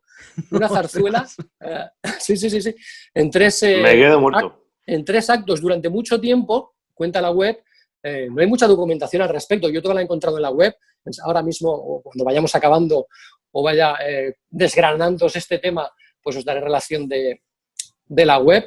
Pero parece ser que Gaspar buscó pues algún empresario que llevara esta zarzuela, al teatro, pero no pudo encontrarlo, y si encontró alguno, esto suponía un coste extraordinario. A partir de ahí, ¿qué hizo? Bueno, pues convirtió la zarzuela en una novela en 1887, que finalmente, bueno, pues vio la luz como una novela. ¿Qué es, por lo tanto, el Anacronópete? Esto que a mí tanto me cuesta pronunciar, y por qué se llama precisamente Anacronópete, ¿vale? Bueno, pues es una especie de arca de Noé, según describe el propio inventor en el libro. Dice: el Anacronópete es una especie de arca de Noé, debe su nombre a 3 voces griegas: ana, que significa hacia atrás; crono, que significa el tiempo, y petes, yo no lo sabía, el que vuela. Por lo tanto, lo que quiere decir es volar hacia atrás en el tiempo. Por eso se llama así a los corritos, ¿no? Entiendo. Le pega. No sé, a ver. Vuelas en el tiempo, ¿no, Paco? Sí, vuelas de diferentes maneras. Pero sí. Entiendo, por tanto, Salva, viene de petes, que puedes ir en el tiempo hacia atrás, pero no hacia adelante. Efectivamente. Esta es una diferencia también con la máquina del tiempo de H.G. Wells. En la novela de Wells, el protagonista sube y automáticamente pasa a toda velocidad por diferentes etapas, ¿no? O épocas, pero siempre desde atrás hacia adelante. Esta máquina es al revés, además lo dice el nombre, máquina que tiene la peculiaridad de volar hacia atrás en el tiempo. Es una de las diferencias también respecto a la máquina de H.G. Wells. De hecho, el mismo escritor dice: uno puede desayunarse a las 7 en París en el siglo XIX, almorzar a las 12 en Rusia con Pedro el Grande, comer a las 5 en Madrid con Miguel de Cervantes Saavedra, y haciendo noche en el camino, dice, desembarcar con Colón al amanecer en las playas de la Virgen América, ¿vale? Hablamos un poquito también de Enrique Gaspar. Fue un escritor de teatro. Se dice de él que tenía un afilado sentido del humor para criticar la sociedad de la época, y que esta obra habla un poquito o muestra sus pensamientos, sirve de excusa, ¿vale? Para una historia en 3 actos, como os he dicho antes, en forma de zarzuela, en la que, argumento a partir de ahora, don Sindulfo García, científico zaragozano. Nombre de árbitro, claramente. Sindulfo García. Sí, Sindulfo García. Familiar de Pantuflo Zapatilla, el padre de Zipizape. También, colegio extremeño, don Sindulfo García del colegio extremeño. O incluso árbitro. Como se llama el colegio norteafricano. O incluso árbitro del bar. Bueno, científico zaragozano, inventor del ingenio. Otro personaje, su amigo y su ayudante, Benjamín, la sobrina y pupila Clarita, la sirvienta, el capitán Luis, el amor de Clarita, unos húsares y algunas muchachas francesas de vida alegre recogidas en París que se desplazan en el tiempo. Yo creo que si hacemos memoria, nos desplazamos a alguna novela, rollo viejuna que todos hemos leído por obligación probablemente en el cole, siempre están este tipo de personajes, ¿no? El escritor tal, su sobrino Vicentín, su amiga Marilyn, ¿no? Son ese tipo de la sirvienta. Los estereotipos son calcados. El soldado, el guardia civil, bueno, pues es más o menos. Pero era un poco lo que era la sociedad de la época. Es que efectivamente, claro, casas, es un reflejo. Las casas burguesas tenían ese entorno, ¿no? O sea, básicamente era sí. Bueno, pues quiero hacerte una pregunta. Entonces, la máquina podías volver para atrás, pero no podías ir hacia adelante. Siempre se desplaza hacia atrás en el tiempo. Y no podías volver a tu tiempo. O sea, te quedabas No, puedes volver a tu tiempo. Ah, vale, pero O sea, puedes viajar del punto de partida hacia detrás y de cualquier punto hasta tu punto de partida. O sea, es como el AVE, que siempre tienes que pasar por Madrid, ¿no? Para ir a un sitio. Por algún motivo que yo desconozco, viaja hacia atrás en el tiempo. De hecho, pues se llama así precisamente, ¿no? Vuela hacia atrás o se desplaza hacia atrás en el... Claro, pero si vuelves a tu época, estás viajando hacia adelante, ¿no? O sea, sí, pero no puedes ir más allá de tu tiempo, entiendo, Paco. Ya. Vale. Vuelves al punto de partida del que partes. Correcto. ¿Vale? Hay un compartimiento estanco donde el límite lo traza tu tiempo hacia atrás. Esto te puede mover. Generaría un debate muy de Nacho Vigalondo de la película esta, Los cronocrímenes, donde la gente viaja 35 minutos atrás. No sé si la habéis visto. Exacto. Me parece un peliculón. No sé si lo suficientemente valorado, pero me parece un peliculón. Sí, exactamente. Sí. Bueno, con la novela conserva la estructura de la zarzuela original. Me llama mucho la atención lo de la zarzuela, pero se concebió como una zarzuela. En el primer acto salen de París, de la Exposición Universal, viajan hasta la batalla de Tetuán en 1860, regresan a París el día anterior de su salida, donde desembarcan ya las señoritas francesas rejuvenecidas. Quiero decir, claro, cambian, ¿no? Se les modifica de alguna forma la edad. En el segundo acto vuelven a viajar hacia el pasado, aparecen en Granada en 1492, en Rávena en el 690, acaban en la China del siglo III, bueno, pasan algunas aventuras y los personajes vemos que van evolucionando. ¿Por qué el libro es tan importante? Lo he comentado antes, fundamentalmente porque durante más de 100 años se ha creído que el británico H.G. Wells fue el primero en idear una máquina del tiempo, y al final, gracias a la web, a la editorial valenciana que ha recuperado el libro y al Ministerio del Tiempo, sabemos que Enrique Gaspar se adelanta a Wells en 10 años, por lo tanto, es el verdadero padre de los viajes en el tiempo. Hay un texto, un párrafo también en el libro que os quiero leer, en el que Gaspar plantea ciertos temas que todavía siguen vigentes hoy en día. Por ejemplo, dice: como el tiempo para envolverse en la Tierra camina en dirección contraria a la rotación del planeta, el anacronópete para desenvolverlo tiene que andar en sentido inverso al suyo e igual al del esferoide, o sea, de occidente a oriente. El globo emplea 24 horas en cada revolución sobre su eje. Mi aparato navega con una velocidad 175.200 veces mayor, de lo cual resulta que en el tiempo que la Tierra tarda en producir un día en el porvenir, yo puedo desandar 480 años en el pasado. Esto es muy fácil. Superman, ¿no? Efectivamente. ¿Qué película recuerda? Superman. Superman. Cuando muere Margot Kidder y él empieza a rotar el planeta en sentido contrario para volver el tiempo de atrás y salvarla de la muerte. Superman en el 78-79, donde Superman efectivamente vuela en sentido contrario al terrestre, retrocede el tiempo para salvar a Lois Lane. Hay otro aporte que está presente, yo creo, en la mayoría de películas que hemos contemplado de viajes en el tiempo, en Regreso al futuro, de la que yo creo que Paco nos habló hace un par de programas. La comentamos, pero un día hablaremos de ella un poco más en profundidad. Y es que el autor plantea lo que yo es uno de los paradigmas más importantes en los viajes en el tiempo. Es decir, si cambio algo del pasado, puedo provocar que yo nunca haya nacido, ¿vale? Que es uno de los grandes retos que se plantea, por ejemplo, Regreso al futuro y tantas otras series de... El Ministerio del Tiempo. De ficción, el Ministerio del Tiempo. Pasarían casi 50 años hasta que esta idea evolucionó a la paradoja del viaje en el tiempo, que hoy yo creo que todos conocemos porque está presente en la mayoría de películas o de novelas que hablan de viajes en el tiempo. Luego, ya estaba presente en el Anacronópete también. Luego derivó, Salva, en la famosa pregunta de si pudieras regresar atrás en el tiempo, si te cargarías a Baby Hitler antes de hacer sus maldades por la zona aquella de Europa Central. Eso es Terminator, ¿no? Al fin y al cabo. Claro. Sí, más o menos. Sí, no, más o menos no. Es matar a la madre del... Sí, claro. Lo que pasa es que en este caso John Connor es el salvador del mundo mundial y Hitler, pues no. Pero sí. El concepto es el mismo, o sea, a ver, el concepto que uno sea bueno y otro malo, el concepto es el mismo. Sí. Pero y como decían en Airbag, el concepto es el concepto. Qué gran película. Pero lo que yo quiero destacar es que ya en 1887 este tipo de conceptos que hoy en día aparecen en todas las series o en todas las pelis, novelas, etcétera, de ciencia ficción, ya estaban presentes. Y bueno, y lo inventó, pues este Enrique Gaspar, que era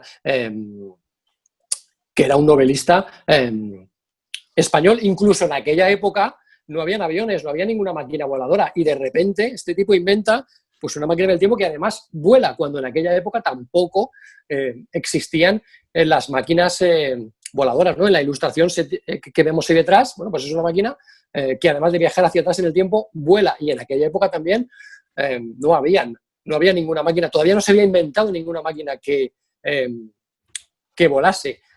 Antes Paco ha hecho referencia, yo creo que al gran quid de la cuestión, que esto no se ha vendido bien hasta ahora y que en aquel momento lo que se vendió de categoría, ¿vale? Por no hablar en plata, pues fue lo de H.G. Wells. Al final parece ser que la explicación está en el autor, en Gaspar, que de alguna forma no supo vender bien su novela, y que él era fundamentalmente un autor de teatro humorístico de éxito, y que cuando aborda pues otra novela en clave más seria o incluso de ciencia ficción, la gente no se lo tomó muy en serio, porque lo que esperaba era pues asistir a otra obra teatral donde hubiera una cierta dosis de humor, como eran todas las de Gaspar. Pero es lógico, si era una zarzuela, también era normal que la gente se lo tomara un poco a pitorreo, que una zarzuela se convirtiera en una novela de éxito. No sé, es como, imaginaos que el Quijote hubiera empezado siendo una zarzuela. O sea, exacto. Luego También tendríamos que tener en cuenta que en la sociedad británica, yo creo que tuvo más calado la revolución industrial en la misma etapa temporal que no en España o en la sociedad española. Y hay un factor ahí importante, y es el atraso proverbial siempre de España respecto a Europa, porque tú has citado el caso de Julio Verne, ¿no? Y hay un montón de autores en esa época, digamos que en el tránsito entre el romanticismo y el realismo, que sí que apelan a la ciencia, a los viajes de tiempo, a todo ese tipo de cosas, en Francia, en Alemania, en el Reino Unido, en muchos países, pero en España es como que es algo que nos llega muy tarde. O sea, todavía para imaginar algo tienes que tener algún concepto, y en España el concepto en aquella época eran piedras y palos. Pocas máquinas se podía inventar la gente, porque no. Por eso tiene mucho es que mérito. Este tipo se lo inventa. Claro, por eso tiene mucho mérito el señor que inventa el Anacronópete. Para mí tiene un mérito terrible. Un ejemplo parecido a lo que cuenta Salva con la comparativa entre dos situaciones similares es lo que ocurre con la Coca-Cola y con una bebida basada en cola que tenemos aquí en la Comunidad Valenciana, que fue previa incluso al nacimiento de la Coca-Cola, pero que no se vendió exactamente igual. Claro, precisamente exacto. Por eso al final queda pues eso, la Coca-Cola como algo pues que nace en Estados Unidos, un brebaje, un jarabe y tal, cuando aquí en Valencia teníamos una bebida que era muy parecida también. Bueno, pues la web que trata de reivindicar esta obra y la figura de Gaspar también destaca un aspecto que me parece súper curioso, y es que Gaspar, ¿vale? Habla de que la máquina se movía por corriente eléctrica en un momento en el que la electricidad era tecnología del futuro. La bombilla se había inventado 10 años antes, ¿vale? Y él ya hablaba de que esta máquina se movía por electricidad o por corriente eléctrica. O sea, que era un tipo también, pues como Verne o como Wells, que era adelantado a su tiempo, pero del que aquí en España no se tenía ningún tipo de noticia, probablemente porque hacía zarzuelas o porque hacía teatro humorístico. Os estoy hablando de que la web que trata de recuperar, esto es gasparrimbau.com. Hay otra web que es el anacronópete, ¿vale? .com, y todo nace de la editorial valenciana Gaspar y Rumbau, que lleva el nombre y que trabaja para difundir la obra del autor que se adelantó a Wells a la hora de inventar, bueno, pues este artefacto que viaja en el tiempo. Novela que se publicó, como os he dicho, en Barcelona en 1897. Exacto, 87. Y que, bueno, se ha hecho popular gracias a los nuevos capítulos del Ministerio del Tiempo. Uno de los miembros de la editorial, que es Andrés Massa, estudioso de la figura de Gaspar, fundador de esta editorial que la tenemos en Valencia, si no recuerdo mal, creo que está en la calle Ramón y Cajal, ahora hablo de memoria, si no ahora mismo, bueno, pues lo confirmo. Lo que trata, pues eso, es de dar a conocer esta obra y la figura de este señor que fue un adelantado a su tiempo. De hecho, dice que él, el autor, Andrés Massa, dice que cuando llega a conocer esta novela, llega a través de versiones digitalizadas del original, de exigua calidad, llega a una reedición de 2001 descatalogada, llega a otra edición de la que se habían desvirtuado muchas de las ilustraciones, y el tipo va encontrándose poco a poco, va siguiendo pistas, aumenta su interés, y finalmente, y con ayuda de un grupo de amigos, amantes de las novelas de la ciencia ficción, remasteriza la obra completa, la respecta al máximo, la enriquece con notas a pie de página y la acerca al lector del siglo XXI. Así que todo esto lleva a crear esa editorial valenciana, en la calle Ramón y Cajal, que se llama Gaspar y Rimbau, como homenaje a este autor. Y para conocer más, bueno, pues aparte de que podéis ver los capítulos del Ministerio del Tiempo, pues visitáis la web, el anacronópete.com o gasparrimbau.com. Muy bien. ¿Alguien tiene que preguntar algo sobre el anacronópete? ¿No? Caso cerrado. Y nos vamos con Paquito Polit, que nos tiene que hablar de doblajes. Sí, de doblajes raros de personajes famosos en nuestro país. Que aclarar que por doblajes no entendemos cuando uno llega a casa pasada. No, porque esos son doblajes habituales y nada raros. Son otro tipo de doblajes. Efectivamente, son doblajes habituales, no son doblajes raros. Hay que recalcar que yo respeto muchísimo la figura de los dobladores, que son en realidad actores de doblaje, que es lo que les gusta a ellos y a mí me gusta también decir. Una profesión que a mí me ha parecido siempre fascinante. Que de hecho he practicado brevemente hace unos años cuando estuve estudiando precisamente en una academia de doblaje, porque en el fondo aprendes muchas cosas que te valen para el día a día, para programas como este o para locutar mejor en tus programas de radio. Pero en este caso vamos a hablar de ejemplos profesionales que no eran precisamente profesionales. Yo creo que lo suyo en un programa como este es aprovechar un poquito la tecnología y darle un poco al oído. Voy a ir poniéndoos algunos ejemplos. Quiero que los escuchéis con atención y hablaremos de cada uno de los contextos. Son 8 o 9, no los voy a ponerlos todos, pero además son rapiditos, los cortes de voz son muy breves. Y vamos a empezar por una peli sobre música. Y por lo tanto, E es igual a MC al cuadrado. Ah, señora Mullins, pase. Lamento interrumpir, pero la señora Lemons dice que ha oído música y que procedía de esta clase. ¿Música? Música, pues yo no oigo música.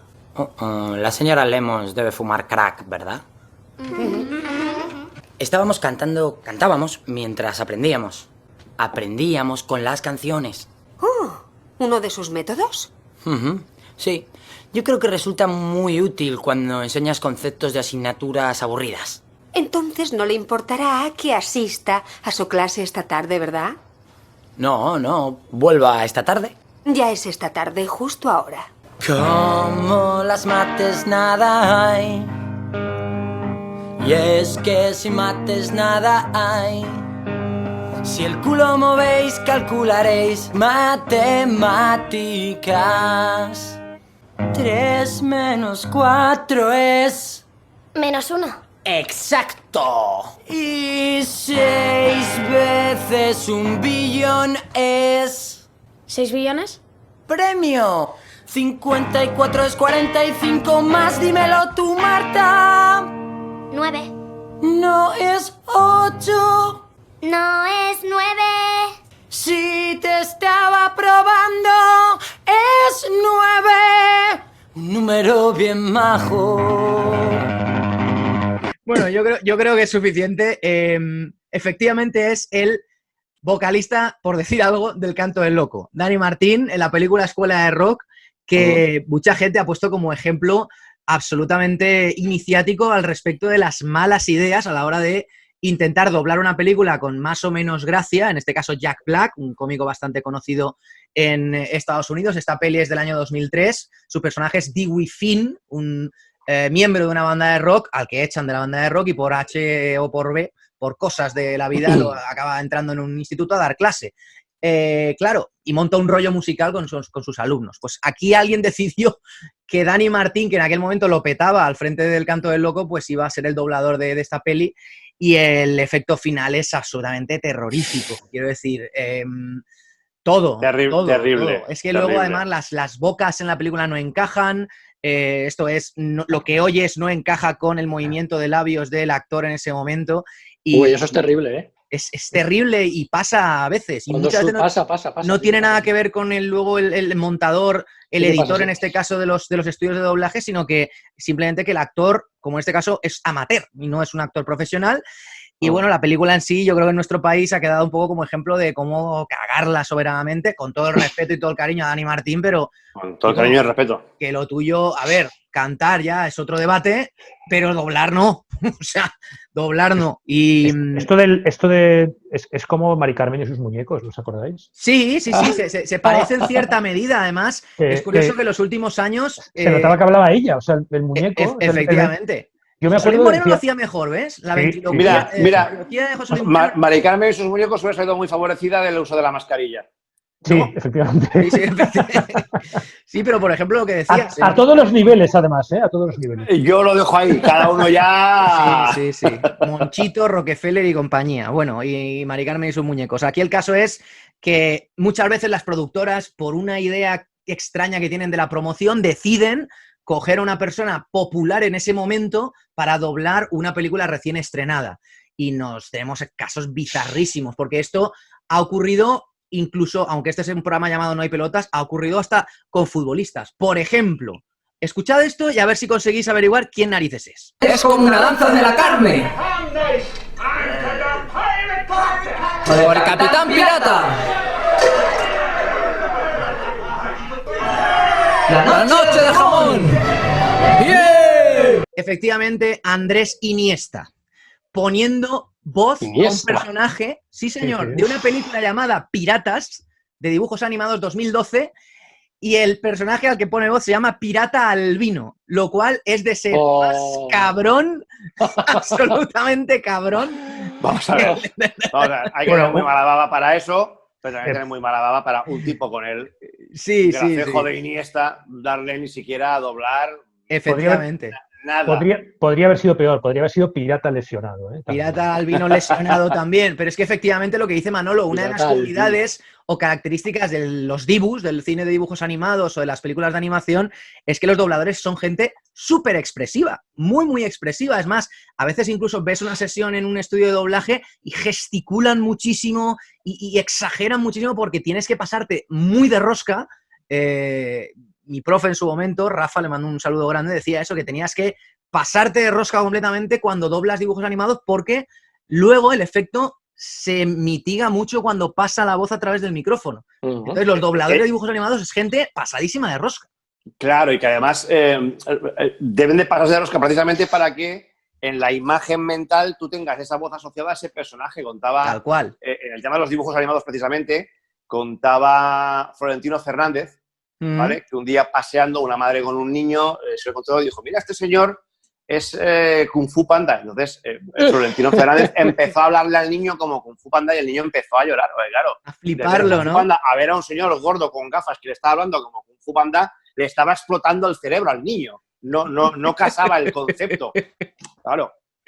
Sí, pero es magnífico además de verdad Así, porque, no sé, en este caso no sé a quién se le ocurrió que Iniesta era una persona adecuada para doblar un personaje de dibujos animados, pero digamos que no era la elección correcta. Precisamente- Los creativos. Los creativos, sí, esa gente. Bueno. Bueno, Dibujos animados... Igual es una cuestión comercial, simplemente. Sí, casi siempre tiene que ver, porque además siempre son cameos o personajes con poco peso en la trama, que aparecen unos segundos, y de hecho los dibujos animados son fuente de grandes doblajes bizarros que hemos tenido en los últimos años. Otro ejemplo. Antonio Banderas en Shrek, no sé si lo tienes ahí apuntado. No lo he puesto porque Antonio Banderas es un caso bastante peculiar. Antonio Banderas, y esto ya me estoy yendo completamente del tema, pero... sale Banderas. Sí, pero te cuento por qué. Es que es esa. Te cuento por qué. Antonio Banderas, cuando empezó a través de, creo que fue Too Much, en su momento, a hacer cine en Estados Unidos, hizo la de Desperado con Robert Rodríguez, hizo también la de Asesinos con Stallone y tal y cual. Esas películas las hacía en versión original, en inglés, con su acento malagueño, y luego intentaba él doblarse a sí mismo cuando tocaba hacer la versión en español. Lo intentó, de hecho, en un par de esas películas y el resultado, os lo garantizo, es lamentable. Es lamentable. Un actor doblándose a sí mismo, el resultado era lamentable. ¿Y qué pasó? Que en el estudio de grabación decidieron poner a uno de mis personajes favoritos del mundo del doblaje, además, un tío al que admiro de verdad, que se llama Salvador Aldeguer, Pachi Aldeguer, le pusieron a doblar a él. Y a Banderas le gustó tanto el doblaje que dijo, desde ahora, todas mis pelis en inglés me las vas a doblar tú. Y la voz de Banderas, que es la voz de Martin Lawrence en nuestro país, es la voz de Pachi Aldeguer. Banderas solo puso su voz en español en Shrek. ¿Por qué? Porque es un personaje de dibujos. Y al ser de dibujos, él tiene barra libre para hablar con su acentazo andaluz. Pero el gato con botas es el gato con botas. Sí. No es una peli de Shrek, es una peli... No, es la secuela, pero él pone la voz tanto en Shrek 2 como en El gato con botas y en la tercera y en la cuarta de Shrek también. Pero como es un personaje animado, él ya tiene más vía libre para sus manierismos y para sus... pedir piedad al gato con bota y hablar así un poco raro. Esa peli, pues a mí me moló esa peli. Es que está guay. En este caso creo que Banderas también dobla al gato original en el Shrek. Sí, correcto. Es la voz original en inglés, pero efectivamente es una voz angloparlante con acentazo malagueño, que es la gracia porque el gato con botas tiene ese componente hispánico ahí, hispano, que le da esa peculiaridad.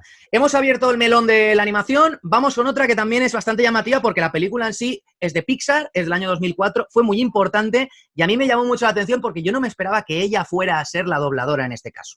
El Omnidroide 9000 es un prototipo secreto de robot de batalla. Gracias a su inteligencia artificial, puede resolver cualquier problema que se le presente y, por desgracia, está descontrolado y ahora anda suelto y amenaza con destruir la isla. Así que hemos tenido que evacuar a todo nuestro personal por su seguridad. Sus defensas esperan una entrega aérea desde 1500 metros de altura. Es difícil de localizar porque sabe camuflarse muy bien, aunque creemos que está en la mitad sur de la isla. Importante. Obviamente representa una inversión muy considerable. Quiere que lo desconecte, pero sin destruirlo. Es usted realmente increíble. Cayetana Álvarez de Toledo. Increíbles. Cayetana Álvarez de Toledo. Es verdad, tiene un aire, pero efectivamente, Los Increíbles, y como ha dicho bien Manolo Montal, Esther Arroyo, haciendo de ese personaje seductivo, Mirage, que es, digamos, la mujer que trae de vuelta a Mr. Increíble al mundo de la acción de los superhéroes. Y se vuelve reina. Loquísimo en su momento, porque Esther Arroyo yo no la asociaba. Con este universo, y de hecho creo que era la primera vez que la veía doblando una película de dibujos animados. Oye, hubo críticas en su momento, lo hace bastante bien, porque tiene un tono así muy, no sé, muy tirando argentino, como ha dicho antes Paco, pero creo que es uno de los ejemplos más logrados. Este que voy a poner no. Es bastante reciente. Cómo entrenar a tu dragón 3, de hace un par de años. Para mí es uno de los momentos más terroríficos de este programa. Escuchad atentamente. ¿Cómo van vuestros planes para conquistar el mundo? ¡Crimen! ¡Mi viejo amigo! ¡Gracias por venir! Ha pasado un año desde la derrota de Drago. Y no habéis progresado con vuestro ejército de dragones, por lo que veo.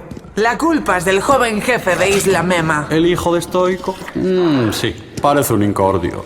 Pero yo me dedico a matar dragones, no a recuperarlos. ¡Pero crimen! Ese niñato os ha hecho todo el trabajo al reunir a los dragones en un mismo sitio. ¿Por qué me molestáis a mí? Porque los dragones están protegidos por un furia nocturna. Cuando todo esto haya acabado, ese joven jefe me traerá el furia nocturna. No tienen un líder. solo un niño. ¿Quién es este? Pues me suena mucho, pero... Ese acentazo gallego, este es Melendi, tío. Es Melendi. Y hay críticas contrapuestas, ¿vale? Porque efectivamente el tío lo intenta, pero vista... Claro. Pero no. Tiene ese puntito de... Lo está forzando excesivamente y no tiene nada que ver con la naturalidad en la voz y tal. Y bueno, Melendi cuando canta, pues lo hace de una manera. Cuando se sube a aviones un poquito desmejorado, lo hace de otra manera. Y cuando dobla, lo hace de otra manera. En este caso, doblar y los aviones suelen tener bastante que ver. Es una acronópete. En ese sentido, acronópete. En los aviones. Correcto. Melendi acronópete. Siguiente ejemplo de doblajes raros, en este caso doblaje de Vips, un viejo conocido de Manolo Montano. Mira, Ferraris, neumáticos, andiamo. ¡Oh! ¡Fíjate en eso! Bueno, Mate, no olvides que debes comportarte. ¡Está hecho, colega! ¡Hey! ¿Qué es eso? ¡No, Mate! ¡Hey, McQueen! ¡Estamos aquí! ¡Luis! ¿Cómo te va? Fernando! ¡Hola, Rayo! ¿Has visto qué montaje?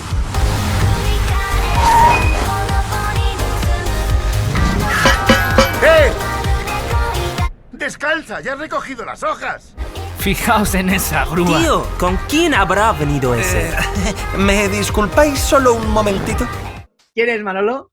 Fernando Alonso. Alonso y Lewis Hamilton. Pero el caso es que Hamilton, hablando español, lo hace bastante coherentemente y bastante bien. De hecho, se encarnan a sí mismos en su versión. Que no te oiga ningún fan de Alonso reconocer ninguna virtud de Lewis Hamilton. Ya, ¿no? Sí, pero es la 2. Es la 2. Cars 2, efectivamente, en la que la versión original sale... Esto parece a la quiniela. Cars 2, ¿cómo entrenar a tu dragón? Es 3. Sí, correcto. Dos en la quiniela. Pues sí, Alonso haciendo cameo en esta peli, igual que Antonio Lobato, que salió en las 3 prácticamente, haciendo de narrador, comentarista y tal y cual. ¿Qué hace de padre de Alonso, claro, ¿no? Antonio sí, Lobato. fan número 1, iba a decir, de presidente de su club de fans.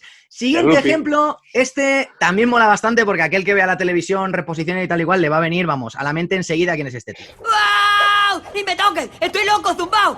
¡Guay, hau! ¡Guay, hau! ¡Guacatacao! ¡Guay, guacatacá! ¡Guacatacá! ¡Guay! Sí. Es justo lo que parece. Tal que así. ¿Qué ha pasado? Que...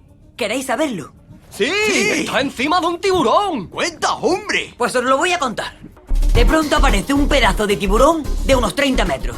Viene nadando hacia mí. Con dientes como cuchillos. ¡Ah, cuchillos! Y yo me planto y le digo, ¿me vas a vacilar? ¿Crees que yo me voy a chantar?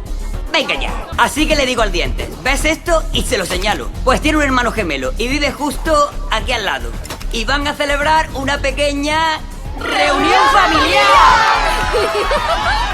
Al tiburón que se ponga vacilón con ese tiarrón le daré un palizón. Falta ahí el ignorante de la vida, hijo. Fernando Tejero. Fernando Tejero poniendo voz al prota del Espantatiburones. Y que efectivamente es una película que gracias a este doblaje deriva en una bizarrada de animación de DreamWorks de un pez que dice que haber matado a un tiburón y tal igual, que es el portero de Aquí no hay quien viva. Entonces ya la peli cobra una nueva dimensión. No, y el portero del penalti más largo del mundo. Y el penalti más largo del mundo. Portero en ambos casos. Y es luego un tío encasillado en el papel de portero, exacto. Portero, y luego en la que se avecina igual, efectivamente, pues sí. Y esta os va a volar la mente. No digo más. Por favor, prestad atención porque aquí... En este audio que vamos a escuchar hay un récord Guinness. ¡Un monstruo! ¡Quería comerte! ¿Monstruo? Mi amigo y yo te salvamos. ¡Oh, Vampi! ¡Vampi! ¡No me da la gana volar! Y ahora desencógeme, pero ya. Bueno, puedo hacer una prueba si quieres. ¿Una prueba? Es que estoy aprendiendo, ¿sabes? Con que me encogió una aficionada. No lo puedo creer. Bien, vamos a hacer la prueba. ¿Fábulas? Deberíais verlos. Son culones y se cubren con lo que llaman trajes y van por ahí diciendo hola. 3 personajes. ¿Quién diríais que esos son? Ni idea, ¿verdad? Ni idea. Me pillas. Para empezar, los 3 los dobla la misma persona. Y para seguir, la persona que dobla estos 3 personajes y a otros 29 en la misma película, llamada Ferngully, Las aventuras de Zack y Krista, 1992. Ángel Garó. Ángel Garó dobló a 32 personajes en una película de animación. Es una cosa súper, súper rara. Es un récord Guinness, ¿no? Es un récord Guinness. Y además el tío ya se ha encargado de recordarlo. Siempre que le entrevistan ya se encarga él de decirlo. Pero efectivamente, Ángel Garó, antes de volverse tarumba perdido en los últimos años, hablo del año 92, estaba en la cresta de la Yo creo que todo empezó aquí. Todo puede haber empezado aquí. Y el trastorno de personalidad múltiple, de la película, Ángel Garó es el protagonista en su versión cañí. Pues sí, 32 personajes en la misma peli, en una peli en la que en la versión original salían gente como Robin Williams, especialistas en el doblaje estadounidense. Alguien decidió que era buena idea ofrecerle a un tío todas las voces de la película y, ojo, el tío fue para adelante y dijo que sí. Y las voces de mujer, las de hombre, las de bichos, las de personajes, las de mayores, todas las hace él. Y te digo una cosa, el resultado final, sorprendentemente, es digno. Es bastante, bastante digno. Esta peli la pues, ponían bastante en Antena 3. Era una cosa así que les encantaba a la gente. Bueno, para mí, mucho mejor de lo que me esperaba. Y vamos allá con el remate, que para mí son los mejores ejemplos de doblajes que podrían haber salido fatal y por unas cosas o por otras salieron muy, muy bien.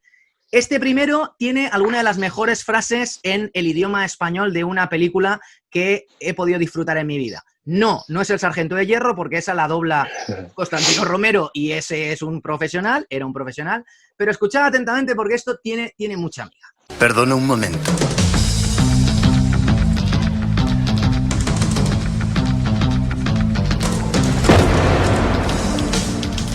Tanto gilipollas y tan pocas balas. Clint Eastwood. Ahí lo lleva. ¡Wow! ¿Podría indicarnos el camino al teatro chino? Vuélvete a Michigan, paleto. No, somos de Wisconsin. Sí, yo del pene de mi padre. ¡Fuera!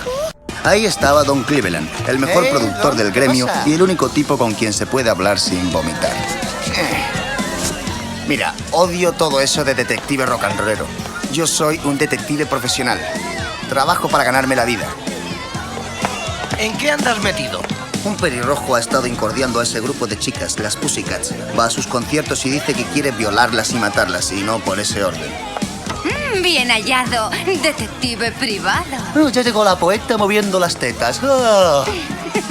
¿Sabías que Bobby Black ha muerto de sobredosis? Así que... Pues que si crees que han querido cargárselo... Te avisaré cuando alguien me pague para investigar esas chuminadas. Hay que depilarse antes de salir de casa con un vestido así. Y no me refiero a las piernas. Este es Pablo Carbonell. Pablo Carbonell doblando en el año 1990 la película Las aventuras de Ford Fairlane. Película de culto para todos aquellos amantes del cine basura, como entiendo que es Paco Gisbert también. Cine trash claro. Totalmente. Y esa frase tiene cierta resonancia, ¿no? Sí, tanto gilipollas y tan pocas balas. Es maravillosa. Pero no es la única, la película está llena de ejemplos como este. Y sí, este actor, este cómico que había, Andrew Dice Clay, que tenía cierta relevancia a finales de los 80 en la MTV, pues de repente decidieron darle un vehículo comercial para él, encarnó a Ford Fairlane, que es una especie de detective rock and rollero, con un moño para arriba, conduce un Ford Fairlane además, tiene una Stratocaster en su casa con las cuerdas al revés, que le regalaron y tal, es un personaje así un pelín bizarro, y coincidió que en el año 90 había una huelga de actores de doblaje en nuestro país, algo que ocurrió años después, un par de años después con Jurassic Park, que es otro gran ejemplo de doblajes raros, porque sí, las voces de los protas están muy bien, pero las voces de los niños chirrían bastante, porque eran efectivamente niños no profesionales y hicieron lo que pudieron. Pues en este caso, alguien decidió darle a Pablo Carbonell, que no era...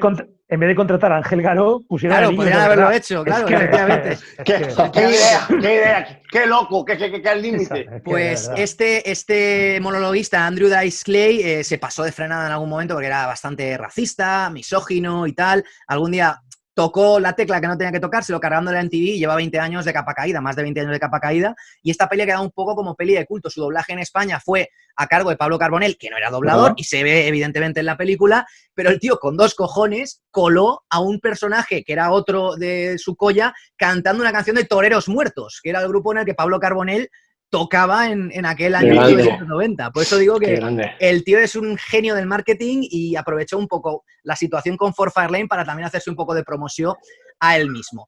La penúltima, esta mola mucho también y además la vais a reconocer todos porque yo creo que es uno de los grandes clásicos del cine moderno, de comedia y evidentemente de su impacto del doblaje de nuestro país. Austin Powers, supongo. Powers por mi padre. Y por mi madre, qué rica estás. Mari Velación, agente de la CIA. Mari para los amigos y Velación para los muy amigos. Me pone. ¡A mí también me pone! Este café huele a mierda. Es que es mierda, Austin. Vaya, habló Juan Valdés. Tiene como tropezones, no sé. Oye, Austin, ¿cómo es el futuro? Todo el mundo tiene coches voladores. Toda la comida va en píldoras y una becaria se la chupó al presidente. No me lo trago. Pues ella sí. Doctor Maligno, si en lugar de dedicarnos al imperio del mal, dedicáramos nuestros recursos a Star Wars, podríamos multiplicar nuestros beneficios por 5. Número 2. Aquí soy yo el que toma las decisiones, ¿vale? Exijo un poco más de respeto. Iba yo de peregrino y me cogiste de la mano. Me cogiste de la mano, iba yo de peregrino, me cogí... Doctor, tiene... ¿Qué? Un poco de leche en la nariz y el bigote. ¿Por qué me abandonaste? Porque no eras lo bastante maligno. Es verdad, eres cuasi maligno. Eres semi-maligno. Eres la margarina de lo maligno. Eres la Coca-Cola Light de la maldad. Solo una caloría. Te falta más lavar. ¡Entra el club! Es exactamente igual que usted en todo. Solo que tiene una octava parte de su tamaño. Impresionante. Le llamaré... Mini yo. Extraordinario, es extraordinario. Florentino Fernández, que para los más jóvenes que no vivieron esa época, rompió en televisión como Crispin Klander en el programa de Pepe Navarro, de Esta noche cruzamos el Mississippi, que poco después ya se incorporó un poco al imaginario colectivo de nuestro país en el informal, y ahí precisamente debutó con una serie de doblajes. Charlton Heston, bueno, soy Charlton Heston, libras, tal, pues ese tipo de cosas.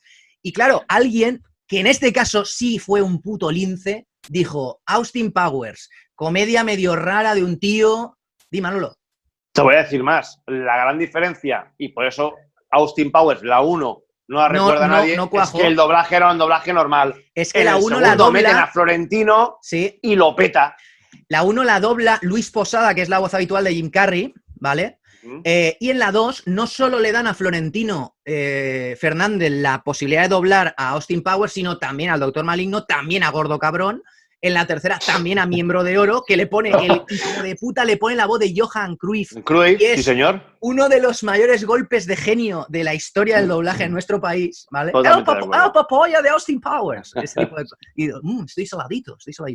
Bueno, pues el momento en el que no solo le ofrecen el personaje o los personajes, sino también adaptar el doblaje en base a momentos de la cultura pop que habían en ese país, y por eso pues iba yo de peregrina y me cogiste de la mano, cosas de Chiquito de la Calzada, la voz de Chiquito de la Calzada. Es que la voz de Doctor Maligno es la voz de Crispin Klander, o sea, al final es prácticamente igual. Era Lucas Grijander. Lucas Grijander, sí señor.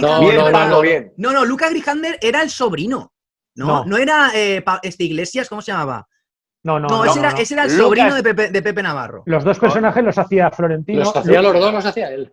Hacía la versión, digamos, creo que uno fue en un programa de la y otro en imitación otra. de Chiquito, que era Lucas Grijander, y luego la versión gay de la imitación de Chiquito, que era Crispin Klander. Correcto. Pues para mí que decía él. Es uno de los grandes ejemplos de cómo mejorar un humor que no era muy español, y con este tipo de adaptaciones pues yo creo que se consiguió... Esa peli la relanza Florentino Fernández. Tal cual. Y fue, creo que lo comenté Manolo en su momento, esta la lanzan en el año 99, la segunda Austin Powers compite con La amenaza fantasma, hace más pasta en Estados Unidos que La amenaza fantasma, la segunda película de la saga de Austin Powers. Y para rematar, ¿de acuerdo? Es que La amenaza fantasma, para cerrar el círculo con lo que ha empezado Paco Gilbert, es un poquito cine de terror. Efectivamente. Bueno, que no se nos olvide este ejemplo maravilloso de cómo coger una película con un humor netamente anglosajón y adaptarla a nuestro país. Es la última, por favor, presten atención porque es maravillosa. Ajo y agua.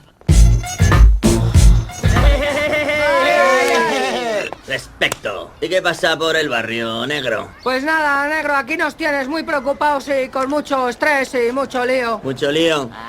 Lo normal. Jesse, ¿ahora curras en Heineken? Cobarde, te has pasado a los verdes, ¿eh, cerdo? ¿Se la cortamos? ¡No, espera!